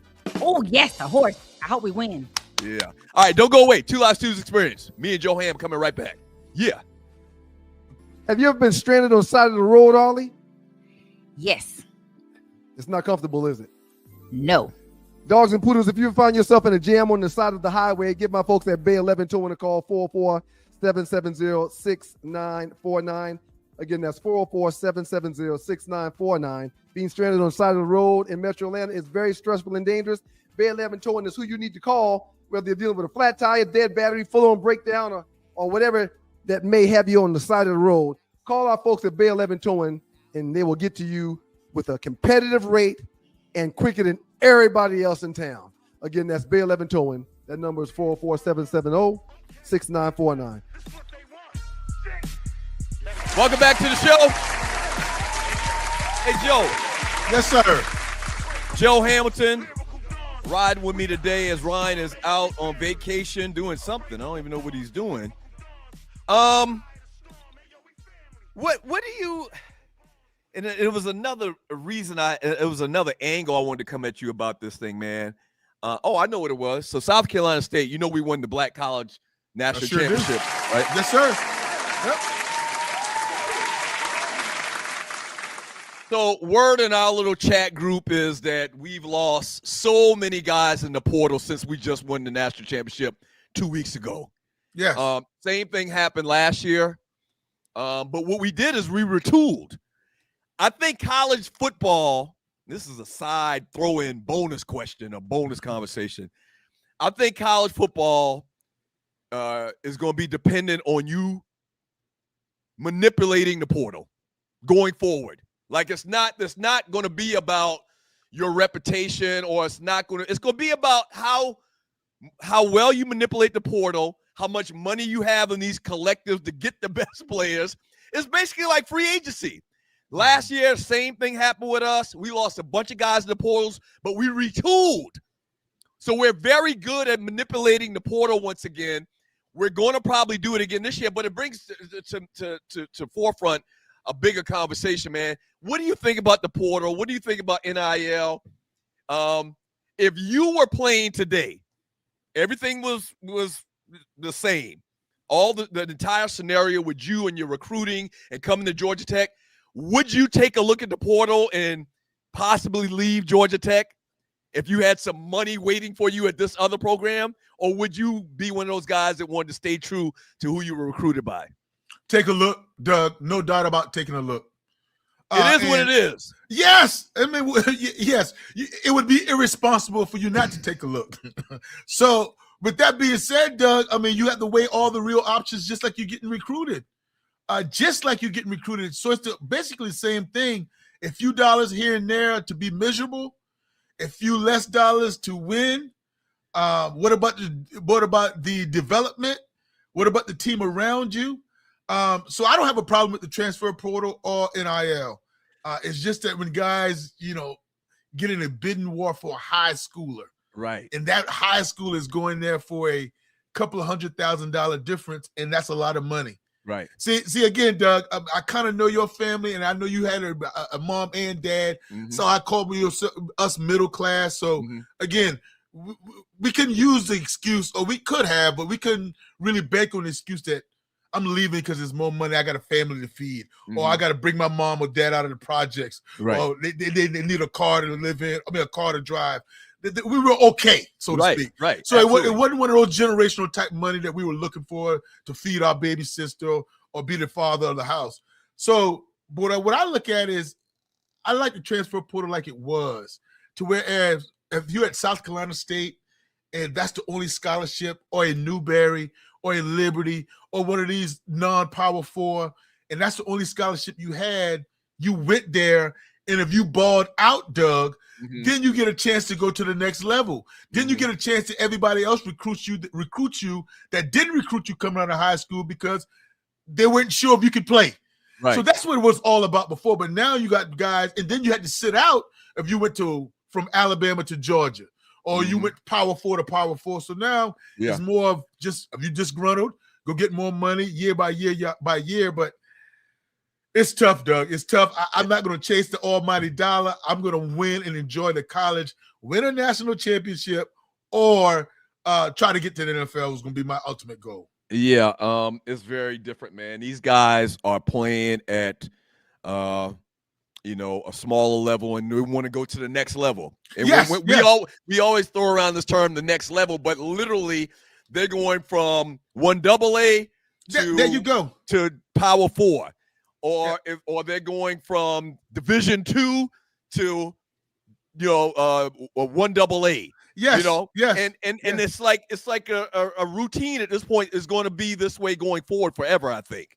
Yeah, and Doug, and let's make sure we say this, Doug, because I love to bring this up.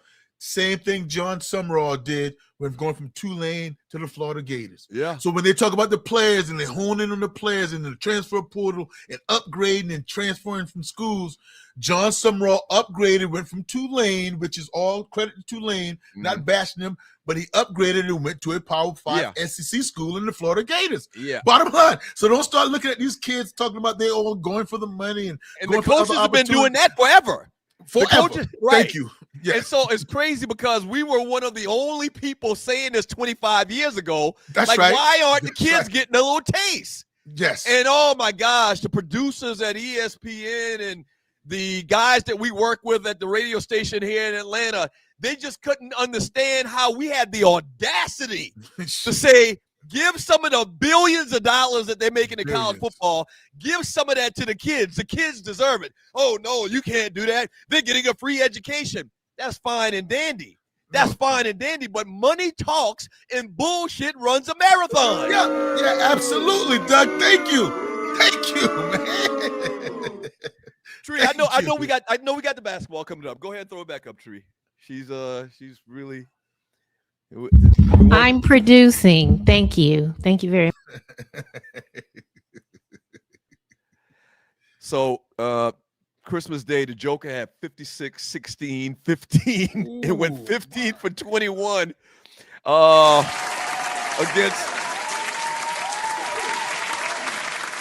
against the Timberwolves, man. Your boy Ant-Man on Christmas Day setting an NBA record for most points in an overtime period with 18. Joe, we had a discussion a couple weeks ago. You're a basketball guy, once again. Yes. For people that are new to the show, Joe Hamilton was a baller on the basketball court too, as well, in high school. Could have had a little, opportunity to possibly, join the Georgia Tech Yellow Jackets basketball team. So you're a big basketball guy, big basketball fan. We had a conversation a couple of weeks ago. Ryan said that he would take prime Joker over prime Shaq. Now, and we actually got a little meme that we're going to get into when we get into the last 48 in the next segment, I think. But the Joker is the real deal. Oh, my God, he is. Yes, yes. He's the real deal. What are your thoughts about this performance that he had on Thanksgiving Day? What are your thoughts about that question I asked Ryan? Who would you take, prime Joker or prime Shaq? Talk about this man and his legacy to the NBA, to basketball as you see it, man. Unreal. He's just unreal. He amazes me every single time I watch him play. And he's a finesse big man. He's a finesse big man with, dare I say, limited athleticism. Very limited athleticism. Yeah. And unlimited skills. See, and that's the whole thing. The vision, the touch, the passing ability, the shooting, the inside out, the pick and pop. He's a pick and pop guy. Right. I mean, around the rim, the rebounding. Because, Doug, is rebounding defense? I would say, yeah, to a degree. Okay, so he's averaging a double-double, so he's averaging like 12-plus rebounds. So I have to put him on the side of having some type of defensive awareness. Mm-hmm. But here is where I go with I'm talking about the Joker. I would pick prime Shaq. Okay. Oh, okay. All right. I would pick prime Shaq. And when the battle goes into all these bigs, all-time greats, I can't put the Joker up there because he doesn't play both ends. That's the only reason, Doug. And I am giving him all this kudos. He is a top 50. He's an all-time great. Right. In no category, an all-time great. The numbers last year, let's remember now, when SGA won the MVP, the Joker averaged a triple-double. In a big one, not barely getting triple. A big one. So and he's doing the same thing this year. So, but he doesn't play both ends. He doesn't play both ends. But what Ryan would say is Shaq really didn't play both ends really as well. No, but Shaq was in the stat sheet as a defensive presence. Right. He was a rim protector. Right. Especially in his early years, you cannot go in there in the paint anytime or any way you would like to. Right. Nobody is fearing the Joker when you go into that paint. Nobody's fearing the Joker. You're right. No, not at all. So when you talk about greats like that, I have to separate it somehow. And when you go head to head with those two guys, how do you think possibly that the Joker is going to stop Shaq? Hey man, I saw somebody say this the other on the Puppet Factory. The Puppet Factory is ESPN. If you didn't know, long story. But I saw somebody say on the Puppet Factory they were talking about stats or whatever, and they were saying that the Joker really, legitimately could have won the last 5 MVPs. Yes. The last 5 MVPs. Yes. What? Yes. Are you kidding me? Yes. But they're right. They're right. Who's more valuable to their team than the Joker? It's to the Nuggets.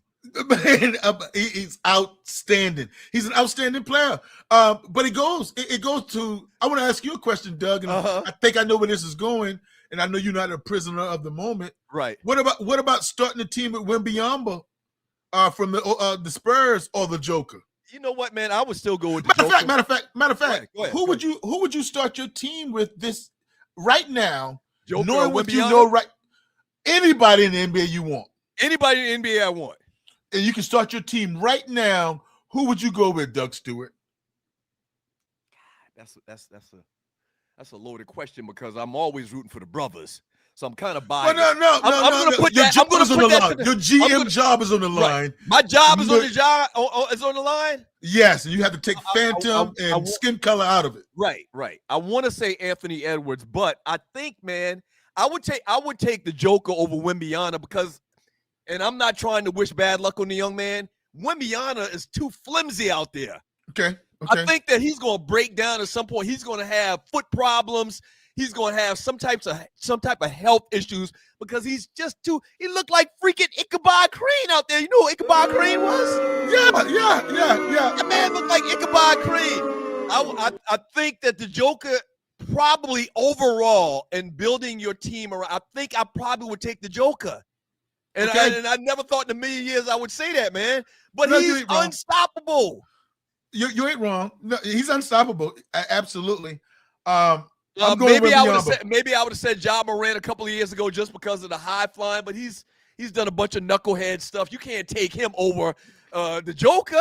No, you can't take Ja Morant over SGA. But I'm going Wembanyama for the simple fact is defense. That's it. Defense. And Wembanyama reminds me of when you say frail and injury prone. I agree, Doug. But it's just like Kevin Durant, though. It's just like Kevin Durant. I mean, frail. I mean, yeah, they kind of got the same body type. They do. That's a good point. Get a little bit of weight on them and get more seasoned. Eat a little bit more American food. That's fine. But the skill set, I'm just huge. I'm a huge guy when you're talking about building a team. Do you have to substitute that guy in a under 2-minute situation where foul him or not foul? Are you a liability on one end where you got to put you in the bench? Those things are huge for me. And I think there are no weaknesses in Wembanyama's game. My gosh, this man had 56, 16, 15 assists and a triple-double on Christmas Day. Easily. The only thing I hated about that, it was a 10:30 game. You're right. And last story, man, we'll throw this out there. You're watching the Two Live Stews Experience. Doug Stewart, Ryan Stewart, Joe Hamilton once again filling in for Ryan today. Thank you for joining your boys. Hey, if you'd like to donate to the show, look to the bottom of the chat to the right. There's a dollar symbol. Click on the dollar symbol and donate $1, $5, 50 grand, 200 grand. We would greatly appreciate it to help us keep the lights on and keep this thing going. We know as the Two Live Stews Experience. Joe, we from the Low Country. We're very proud. We always brag about where we from. Let's put these people from the city up on game. Yep. This what you need to be eating on New Year's Day. All right? You need to be eating some type of collard greens and field peas.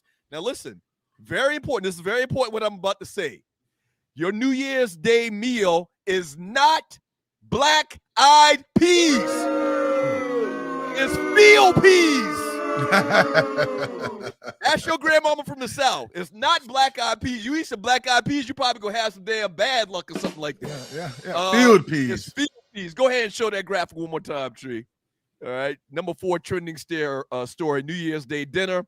So Southern New Year's food tradition center on symbolic dishes meant to bring back wealth and progress, primarily field peas, once again, collard greens and cornbread, often with pork to attract prosperity, money, and forward motion of the coming year. Black-eyed peas represent coins. Greens stand for paper money. Cornbread symbolizes gold. And pork symbolizes prosperity. I didn't even know this. Because pigs root forward, unlike chickens that scratch backwards. Damn chickens.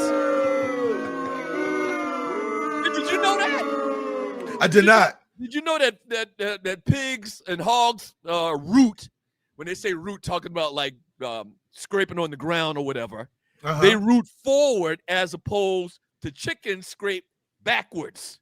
They kick I did not know that. I did not know that. I did not know that. But yes, this was a staple in my house growing up. Brenda Stewart insisted, and our grandmother insisted that we have some collard greens and field peas on New Year's Day. Well, Doug, you're not alone. And the Stewart family is not alone. The Hamilton family, Hamilton household, it was a staple as well. But we called it Hoppin' John. It was Hoppin' John. Hoppin' John. Yeah, Hoppin' John. I mean, we put the rice on it. You know, we have to have rice in. What you cook that peas in? I'm talking about the type of meat, or that collard green in. I'm talking about the type of meat.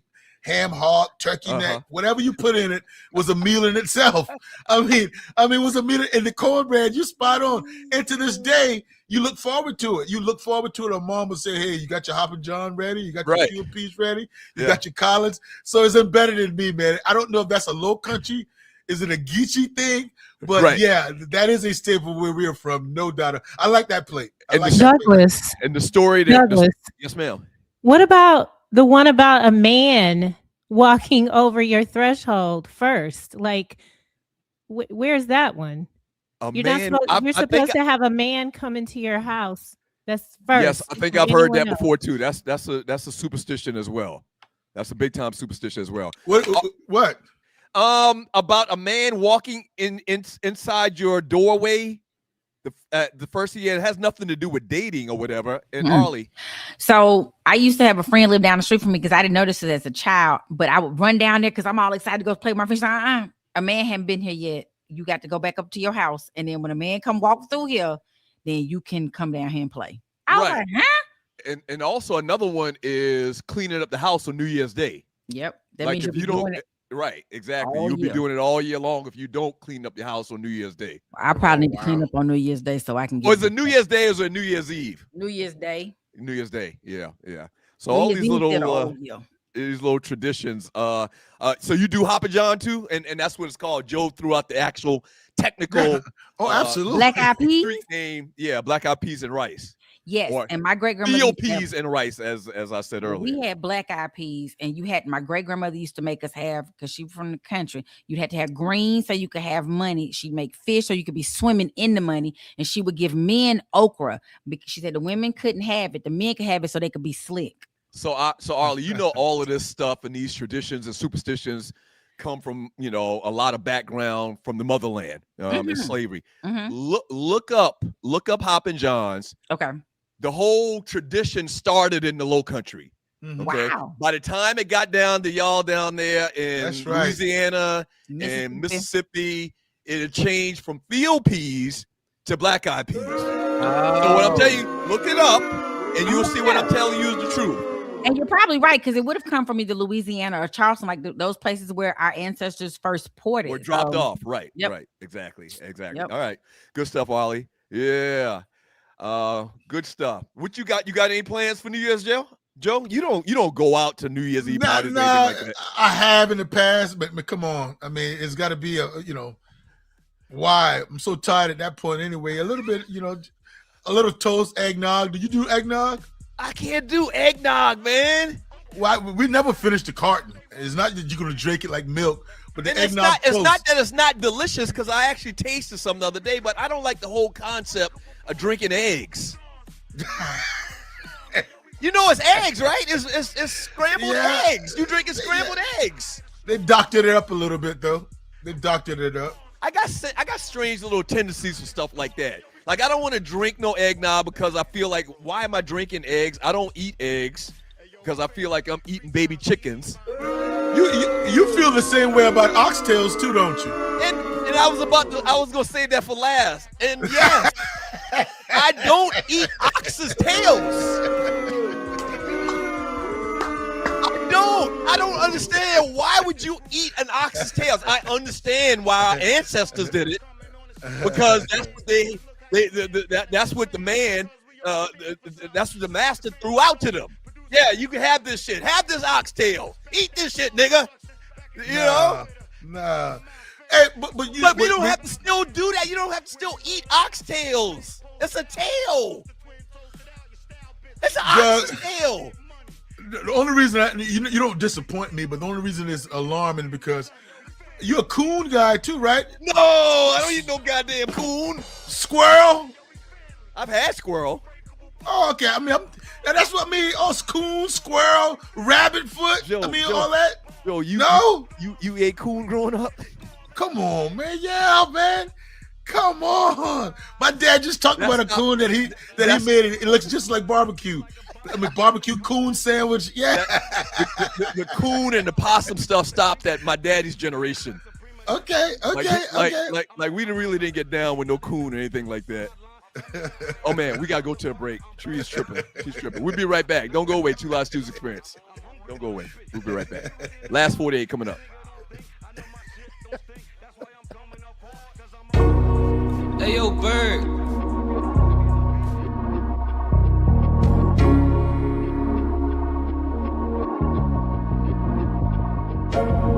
Just make your paper. Any way you choose. But understand the rules. If you get caught, you lose. You can move a stone. You can move a key. You can move a pound or two. You can move some speed.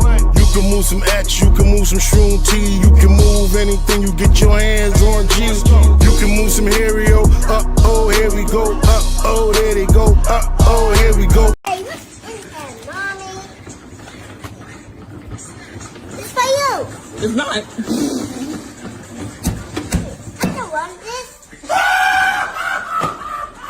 Wait, what? Wow.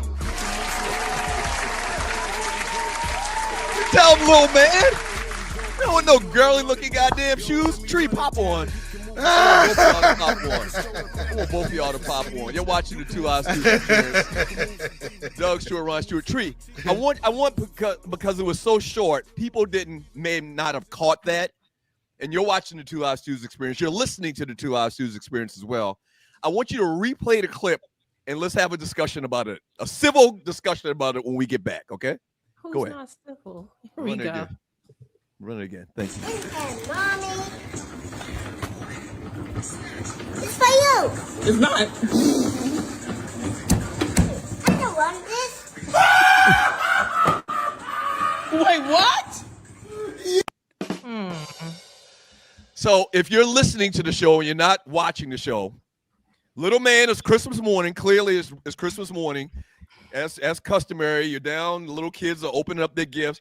Little man, it looks like he's like 5-6 years old to me. He opens up a box, and it's Uggs. It's Ugg boots for a kid, I guess for a boy. And he looks at it and is like, this must be yours. This shit ain't mine. And he looks at it again. And his mama's like, no, that's yours. He's like, oh, I don't want this. He throws the box to the side.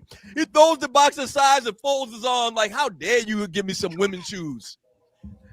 Tree, your point was that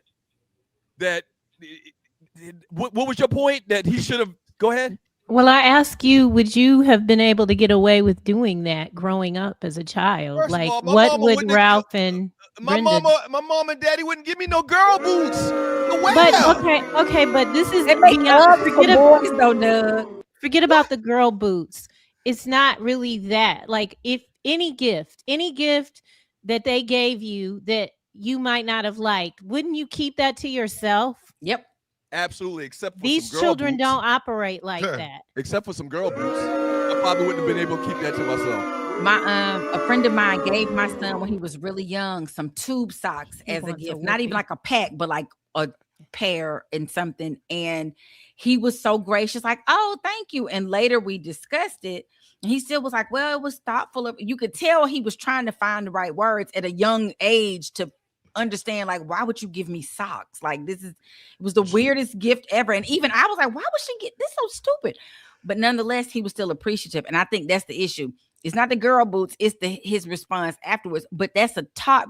Kids start that way. You just have to remind them, you're gonna be appreciative. My cousin that had to snatch her little boy many a time for doing that. But they were laughing. There you go, Tree. I wondered if it was a joke. Like, well, it sounded to me like the dad was like, don't get that boy no boots like that, no girl boots like that. And the dad was like, I bet you he's not gonna like it. Yes, and when the kid displayed that he didn't like it, the dad was like, I told you, I told you. Yeah. That's what it looked like to me. This was not uncommon. Yeah, this was not uncommon to them as far as that boy reacting like that.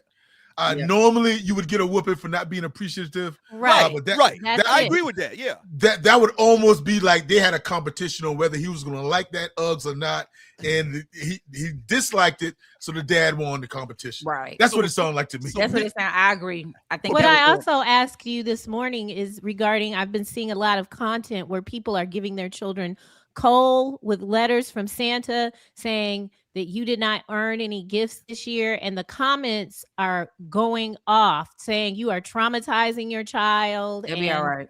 So I wondered if there was ever a Christmas where you thought that you were in danger. No, I mean, yeah. When the whole thing about were you naughty or nice? Yeah. That's looming in your mind as a little kid. Yeah. But it was almost like, everything is forgotten. They're not going to fall. They're not going to follow through. Our parents never not did or got everything that they could for us. They never brought back something that I did 6 months down the road, or me shooting a spitball across the room in the 4th grade. They never brought that up. It was almost like everything was forgotten Christmas morning. Right. But they did scare you sufficiently. Yeah, they scared you like, oh yeah, you've been naughty this year, and Santa's not going to get you shit. And Tree, I want to say this too. I think so many people are trying to push their content, trying to become viral, trying to get these moments. A lot of that stuff is not real. So I think they're like, we're gonna do this to see if somebody will pay attention, and then it gives exactly what they want. That viral moment, the comments. Now that was real. That wasn't acting. You agree or not? No, I'm not talking about the little boy. I'm saying. Okay. But that's still probably like we're not gonna see what really happened. Like your dad go in the end and go, "Hey, that's not appropriate." No, these people, they came back later, and because the little boy behaved really well about the coal. This is a little black boy, and so they showed them walking in. Oh, Santa changed his mind. But the whole thing is people saying it's too harsh for the children, and I just feel like we were raised on harshness. Oh my God, we didn't have seatbelts. Like, let's just talk about it. We was riding around in the back of a car, on the back of pickup trucks. Like it was legal, just stopping, bucking. Your cousins was driving at 12, taking little children. But like, we didn't have going in the store buying cigarettes for our old man. Yeah. yeah. All right. Last 48. I forgot we even had the last 48. Hey, thank you for joining your boys on the Two Live Stews Experience. Last 48, the biggest memes in the Two Live Stews Facebook chat group over the last 48 hours. Got caught up in the little video, but we got last 48 to do. Last 48, the biggest memes in the Two Live Stews Facebook chat group over the last 48 hours. Go to Two Live Stews Facebook. It's Two Live Stews Facebook chat. I think it is. It's what it's titled.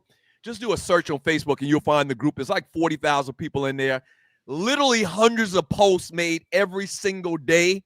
All right. The most active chat group in social media. This harbored a lot of conversation over the last couple of days, man. If you're listening to the show, we're looking at a picture of the all-time white guys starting five.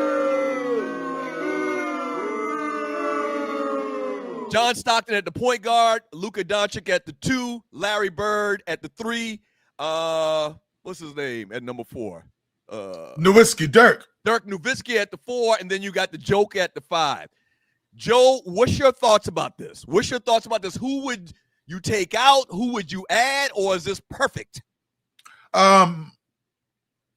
Absolutely perfect. Absolutely perfect. I don't have a problem with that at all. And am I missing anybody that should go on that list? What's intriguing to me about the list is that there are only 2 American-born guys on that list. Right. So again, so that's the state of basketball. But I don't have any problem. You already have 3 Hall of Famers on that list, and the Joker is going to be a Hall of Famer, and I think Doncic is projecting that way. So when this was the topic of discussions, when it was real hot, when we just posted it, there was a lot of question about replacing Stockton with Pistol Pete Maravich. Okay.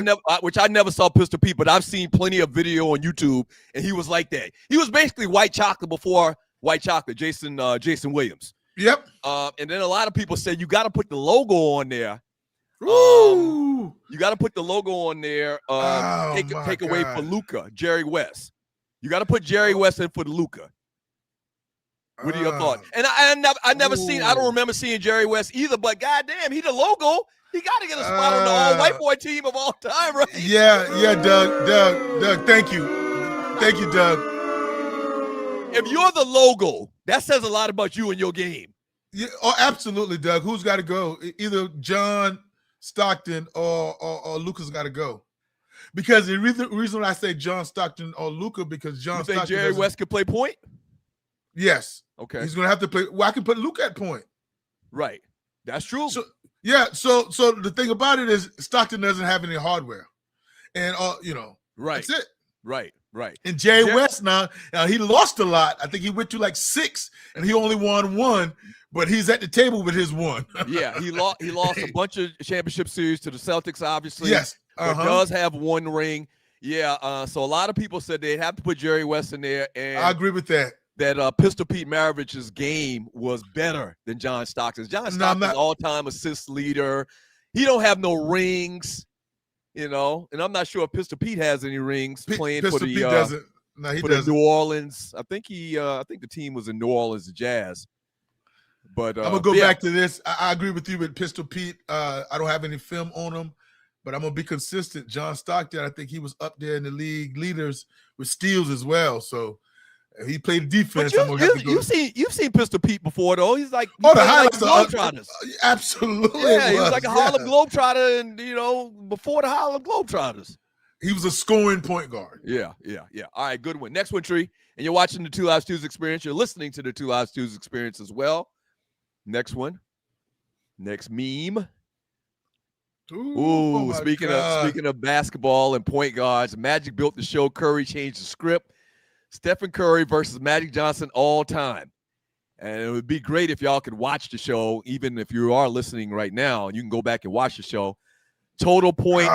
Steph got like 10,000 more points than Magic. Total assists. Magic's got like 4,000 more assists than Steph. Games played. Steph has had like 200 more games. What is that? MVPs. So Magic's got 3 MVPs, 5 championships, and 3 final MVPs. Steph's got 2 MVPs, 4 championships, and 1 finals MVP. Steph's only got 1 finals MVP? That doesn't seem right. Yeah. Well, that is correct. That is correct. KD had 1. KD had 1. KD had 2. KD had 2. And Andre Iguodala had 1. And then he had the X one. Yep. Bottom line, Magic Johnson is my favorite basketball player of all time. I get that. I'm taking Matt. What you lose in scoring, in particular 3-point shooting with Steph, okay? What you lose from not having that, you gain in floor generalship with Magic. Magic was the ultimate floor general. Magic was the ultimate get your teammates involved guy. Magic was the ultimate orchestrator on the floor for his team and scoring and winning. I think that accounts for something. Yeah, Doug, I have to agree because, again, when you look at both of these guys, they're generational talents, and they both changed the game. So that's why it's so tough for me. They both changed the game. Steph, with now kids get in the gym, and they go straight to the 3-point line. They want to, shoot logo threes. They want to do all that like Steph. Magic with the Showtime assists, 6'9", being able to run the show, seen on top of the defense. We've never seen that before. I'm going to give Magic the edge too, man, because not only floor generalship or leadership overall. I mean, the overall leadership, not just. I mean, the that was his team. How he went, the team went, and you went straight to him as far as saying the leadership. I'm not taking anything away from Steph, but I'm thinking the leadership part went to Draymond Green a little bit and outside of Steph. Steph was a great player, but it wasn't that they didn't depend on him for a vocal leader, so to speak. He was a leader, but not vocal. This is the best way to sum it up. All things being equal, who wins you more championships? Magic? I think Magic Johnson, yes. Magic Johnson, yes. It's as simple as that. Exactly right. Exactly. All right. That's it. I mean, without a question, Magic will win you more championships. If they had the same teammates, once again, all things being equal, if they have the same teammates, Magic is going to win you more championships than I think Steph will. As being the alpha on the team. All right. Yeah, I'm going to agree. Next one, Tree. Ooh, this had a lot of conversation. Joe, I've never gotten your thoughts, and you're watching the Two Live Studios Experience. Doug Stewart, Joe Hamilton filling in for Ryan today. From Mike Lloyd Gaming, it says, man to man, what in the F did LeBron do to your grown-ass men to feel like y'all need to show hatred towards him for 20-plus years? First of all, let me tell you how I feel, Joe. I don't know how much you know about me and Ryan in this conversation. That's a false narrative. I don't think anybody hates LeBron. It almost feels like when people bring up this whole conversation, they're saying, if you don't love LeBron, then you hate him. That's right. That's not the case. I just don't think most people are going to say LeBron James is a better basketball player or has had a better career than one Michael Jeffrey Jordan. That's all. It doesn't mean I don't think here's where I think the angst came for LeBron, the decision. Yeah. This is what I've been saying for years. I think before the decision, nobody quote unquote hated LeBron. I think people like myself, I'm included, thought that him leaving Cleveland to go team up with D Wade, I thought it was kind of lame because we never, our basketball heroes that we grew up with, they never talked about going and teaming up with other guys on other teams. They talked about beating those guys. They talked about winning and overcoming, not being able to beat this team or that team. They wanted to beat those guys, and it just seems like the whole decision thing kind of turned off older basketball fans. That's all it is. I don't think anybody hates dude, but I just think that's a huge problem in the minds of basketball fans. Yeah, I agree with that, Doug. Also, LeBron kind of turned me a little bit when the whining started happening. And the whining, and I know everybody flops. Michael Jordan wanted calls. Larry Bird wanted calls. Everybody wants calls, but it was somewhat the flopping. But that's even a stretch for me. Right. No problem with LeBron James at all. It's just that I can't be flabbergasted by him or drooling over him when I saw Michael Jordan in his prime. Right. I mean, the 6'9" freight train like LeBron James is, to be able to pass and orchestrate all that, the longevity, kudos to him. Right. But I saw a guy floating in the air. I saw a guy hit game-winning shots like, it was like, drinking water. I saw a guy dominate defensively and change the swag game. Right. The sneaker swag, the walking, the knee brace, the elbow brace, everything. So it's hard for me. It's not hard for me to give LeBron his kudos. Right. It's hard for me to drool over him, is all I'm saying.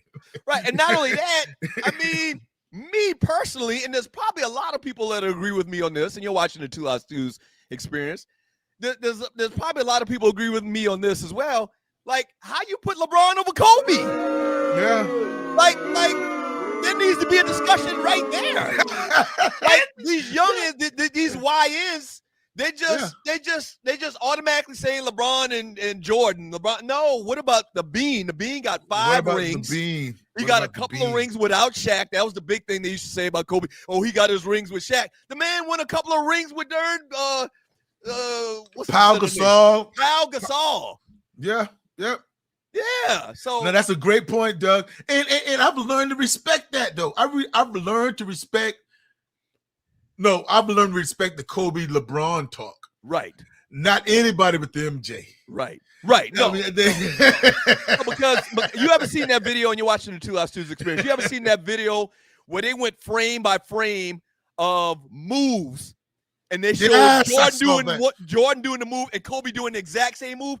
Kobe literally studied Michael Jordan to a T. Like everything Jordan was, Kobe was. So I can't put Kobe in front of Jordan, you know? No, you can't do it. And in the championship, it's not the all be all. Dan Marino taught me that when you're talking about great players and skill set.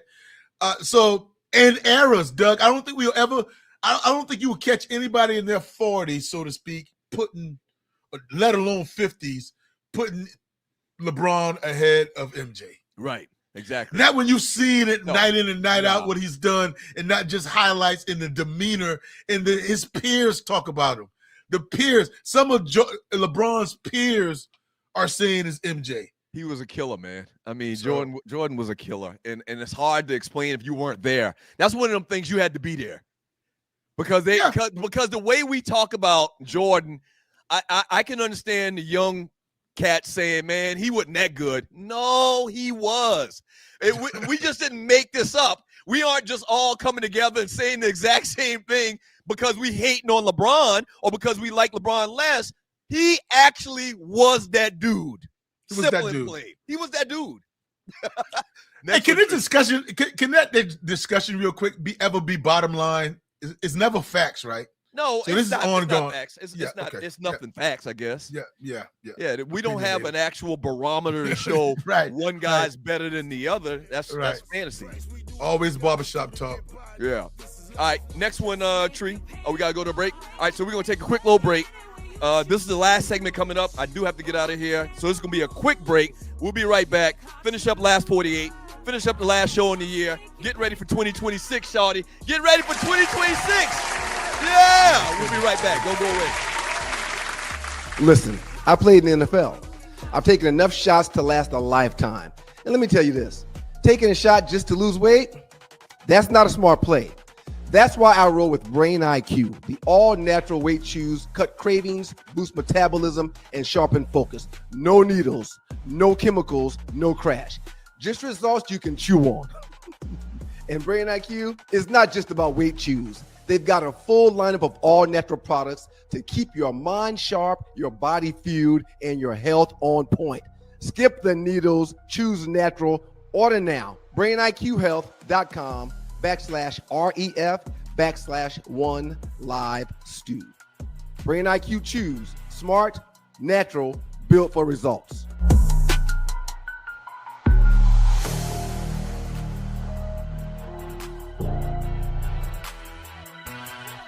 All right, welcome back to the show. We're going to wrap up today's show. Last show of the year. Last show of 2025, shouty. Let's run through these last couple of memes, Tree, and then let's jump into the super chat. Read as much of the super chat as we can before I have to get out of here. Ooh, this is a good one. Who would you include or remove from the all-time NFL defense list? All right, so people listening to the show right now, at safeties, they've got Ed Reed, Ronnie Lott. At defensive backs, they got Rod Woodson and Deion Sanders.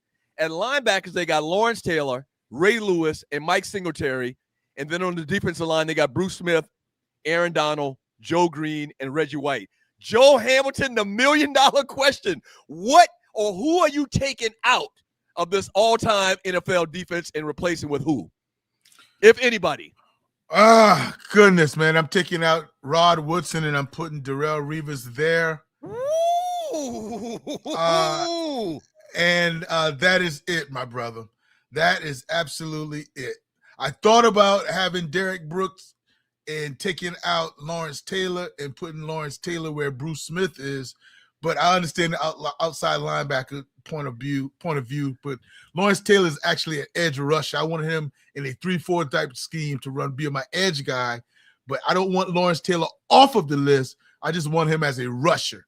But right now, I'm fine, man. I'm fine with that list, and I didn't have to make that change with Rod Woodson, but I would put Darrelle Revis ahead of Rod Woodson in my all-time great. So I have Deion Sanders and Rod Woodson as my 2 cornerbacks. Okay, I like everything about this. Deion Sanders and Darrelle Revis, yeah. Right. I don't have any changes or any problems with this list at all, except one thing I think is kind of out of sorts. Mike Singletary did not play outside linebacker. He played middle linebacker. That's right. If I want to go to position, truly to position, I would take out Mike Singletary and I would put Derrick Thomas. Rest in peace. Ooh, Derrick Thomas was outside linebacker. Lawrence Taylor was outside. Everything is right. Ray Lewis, I would have Ray Lewis as my middle linebacker. It's almost like whoever came up with this didn't want to disrespect Mike Singletary by not having him up there. So they put him at an outside linebacker the way this graphic shows. Mm-hmm. But if you go true to positions, your 2 outside linebackers should be Lawrence Taylor and Derrick Thomas, in my opinion. Yeah. And Ray Lewis playing the center. Yep, that's outstanding. That's outstanding because the reason I would keep Rod Woodson, I'm sorry, Joe, to cut you off. The reason I keep Rod Woodson was a better athlete than Revis, I think. No, Rod Woodson ran the 100-meter hurdles for Purdue when he was in college. Yes, he was a speedster as well. All world, and he moved from cornerback to safety later on in his career. Yeah. You're right. You're absolutely right. That's an outstanding list, brother. Outstanding list. Yeah. But I don't think with I don't need him to do anything else. I think that Darrelle Revis is a better lockdown man-to-man corner. Yeah, and put it back up one more time, Tree, and you're watching the 2 Live Students experience. Whoever put this together was sensible in it. Like, everybody on here is old school except for Aaron Donald. But Aaron Donald belongs in this list. Thank you. Aaron Donald forced you to put him on there. He forced you. And because Warren Sapp should be somewhere close, right? Now, I thought about Warren Sapp too. But not over Aaron Donald, not over me, Joe Green. I think Aaron Donald is better. I think I would take Aaron Donald over I took Warren Sapp, and that's saying a lot. Absolutely. Yes. That's saying a lot. All right, last one. We got last one. This is last one, Tree. We got 2 more. All right. That was it? Yeah, Douglas, seriously. You have 7 minutes and you have to go, and we must do this super chat. I'm serious. Please. Okay, go ahead, Tree. You had one more. We'll get rid of the last one. Trust me. We'll get rid of the last one. Let's get to the super chat. Super chat is more important anyway. It is. Oh, Lord. It is. Brother man, thank you. Where's the theme music at? That's what I was going to ask. Thank you, brother man, for the donation, man, going into 2026. Yeah. I do have to What up, Doug? What up, though, Doug, Joe, Arlie, Tree, and Ryan? Happy New Year. Great things coming in 2026. Thank you so much. So listen, I didn't touch upon it a lot today. We have a couple of new affiliates that we are finishing up the paperwork on, and very soon the 2 Live Stews brand is expanding even more in the next couple of weeks. Stay tuned for that. We'll break it down and give you. And it's all because of y'all. It's all because of y'all. It's all because of y'all, the listeners. Thank y'all so much. But yeah, the brand is expanding. New affiliates on deck for the 2 Live Stews and syndication. So stay tuned. We'll tell you all about it at the start of 2026. All right, let's bust it down. Loose Neck Side, thank you so much. Number 1 top contributor. My Christmas day was spent watching my Cowboys win a game, and Netflix has them wearing fur coats. I love a fur. And Michael Irvin eating a tomahawk steak post-game. Thank you for the donation, Loose Neck. Thank you, Loose Neck. Happy New Year to you, brother. And thank you for your production assistance, always. I appreciate it. Loose Neck again. Doug win the lottery. The Atlanta Police Department will be... Absolutely. But we get $1,000, and I can't believe you giving me $1,000. I'd have known you for 11 or 12 years. Okay, Tree, 2,000.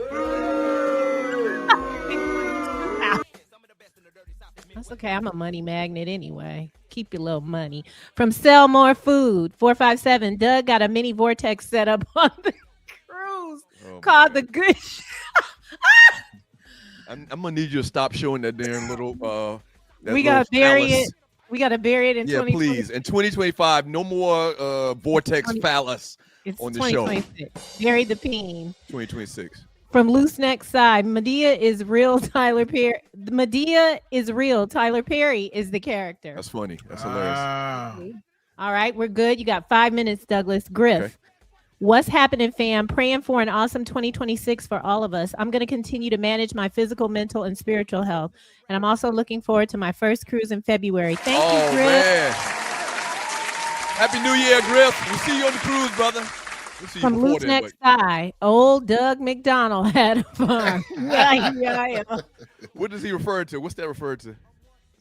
Any number of things you okay. said. Go ahead, you don't eat oxes' asses. I don't know. I do not eat no ox's tail. Why would you do that? Raccoons and whatnot. From Beauty Jam 4. Big shout out to the Knicks for coming back on Christmas Day and beating a team they normally lose to with the whole world watching. Mm-hmm. Thank you, Jew Jams 4. All right, Doug, 4 more, and then I need a big finish. Okay. For the video. Okay. All right, Loose Neck. Dylan Brooks wearing a Delonte West jersey to the game against LeBron was diabolical. Mm-hmm. Oh. Yeah. Did you see when he dapped up LeBron at the line? Yep.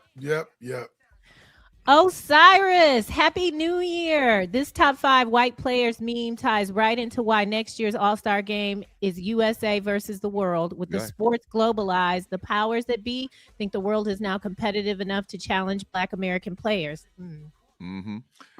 I think the competitiveness will go back up. I think it will be competed. It's almost going to be like the Olympics. Right. Brian Hill, thank you so much. I'd take Randall over Mean Joe. Hell no. He's talking about John Randall from the Vikings. Are you crazy? Oh, you know what? He might be younger. He might not remember Mean Joe. I barely remember Mean Joe Green, but Mean Joe Green was like that. He was that like dude. That. Yeah, he was that dude. Yes. Well, Scott, my brother from another mother had to come into the office. Thanks for making my Manic Monday that much more enjoyable. Thanks, Stu's crew. And Happy New Year, Rel. Be careful up there in them Philadelphia streets, son. From Earl McDowell, 2026 will be a great year for Stewart Media and Entertainment. Hit the like button. Hashtag historian. Yes. Happy New Year, everybody. Thank you, Joe, for being here. Really appreciate you. Very excited about the new markets coming up in the new year. Once again, we'll give you the inside scoop on that. Hopefully when we come back next week, Monday. All right. So last show of the year. Thank y'all so much for joining your boys. Can't say it enough. How much fun we've had this year, how much y'all have supported us, how much we thank y'all. Please continue to tell people about the show, pass the word. A lot of people, I'll still see them and they'll be like, I didn't know y'all were back. I'll be like, listen, we're doing this podcast. It's just like the show, but it's we have more control. It's independently ran. We're on at this time and this time. They be like, man, y'all been back how long? Bruh, we've been back coming in February on 2 years. And a lot of people still don't know. So pass the word, hit the share button, tell everybody you know. The 2 Live Stews, Monday and Thursday mornings. We're looking at adding another day here very soon as well. You know, we'll tell you about that too as well. But Monday and Thursday morning, 7 a.m. live. Catch the replay anytime at 2 Live Stews, Facebook.com and 2 Live Stews, YouTube.com. Hey, the studio audience, give it up for the listeners and the watchers of the show. Thank you. Shouts out to Detroit, WGPR in Detroit, 107.5. Shouts out to Rashad, the guy that's steering the ship. Ryan, not here today. Tree, thank you so much. Arlie, thank you so much. Thank all y'all. Thank the Stews, the Stewettes, the Stewies, the dogs, the poodles. Hell, you got many names. Thank you. Joe Ham, appreciate you, folk. Make it a great day, Doug, man. Absolutely. Enjoyed myself, brother. Absolutely. We will see you this coming Monday. Which, what did I say that day is? Monday is the 5th. We'll see you Monday the 5th in 2026 Be careful out there. Don't drink and drive. Be careful. And we'll see you in the new year.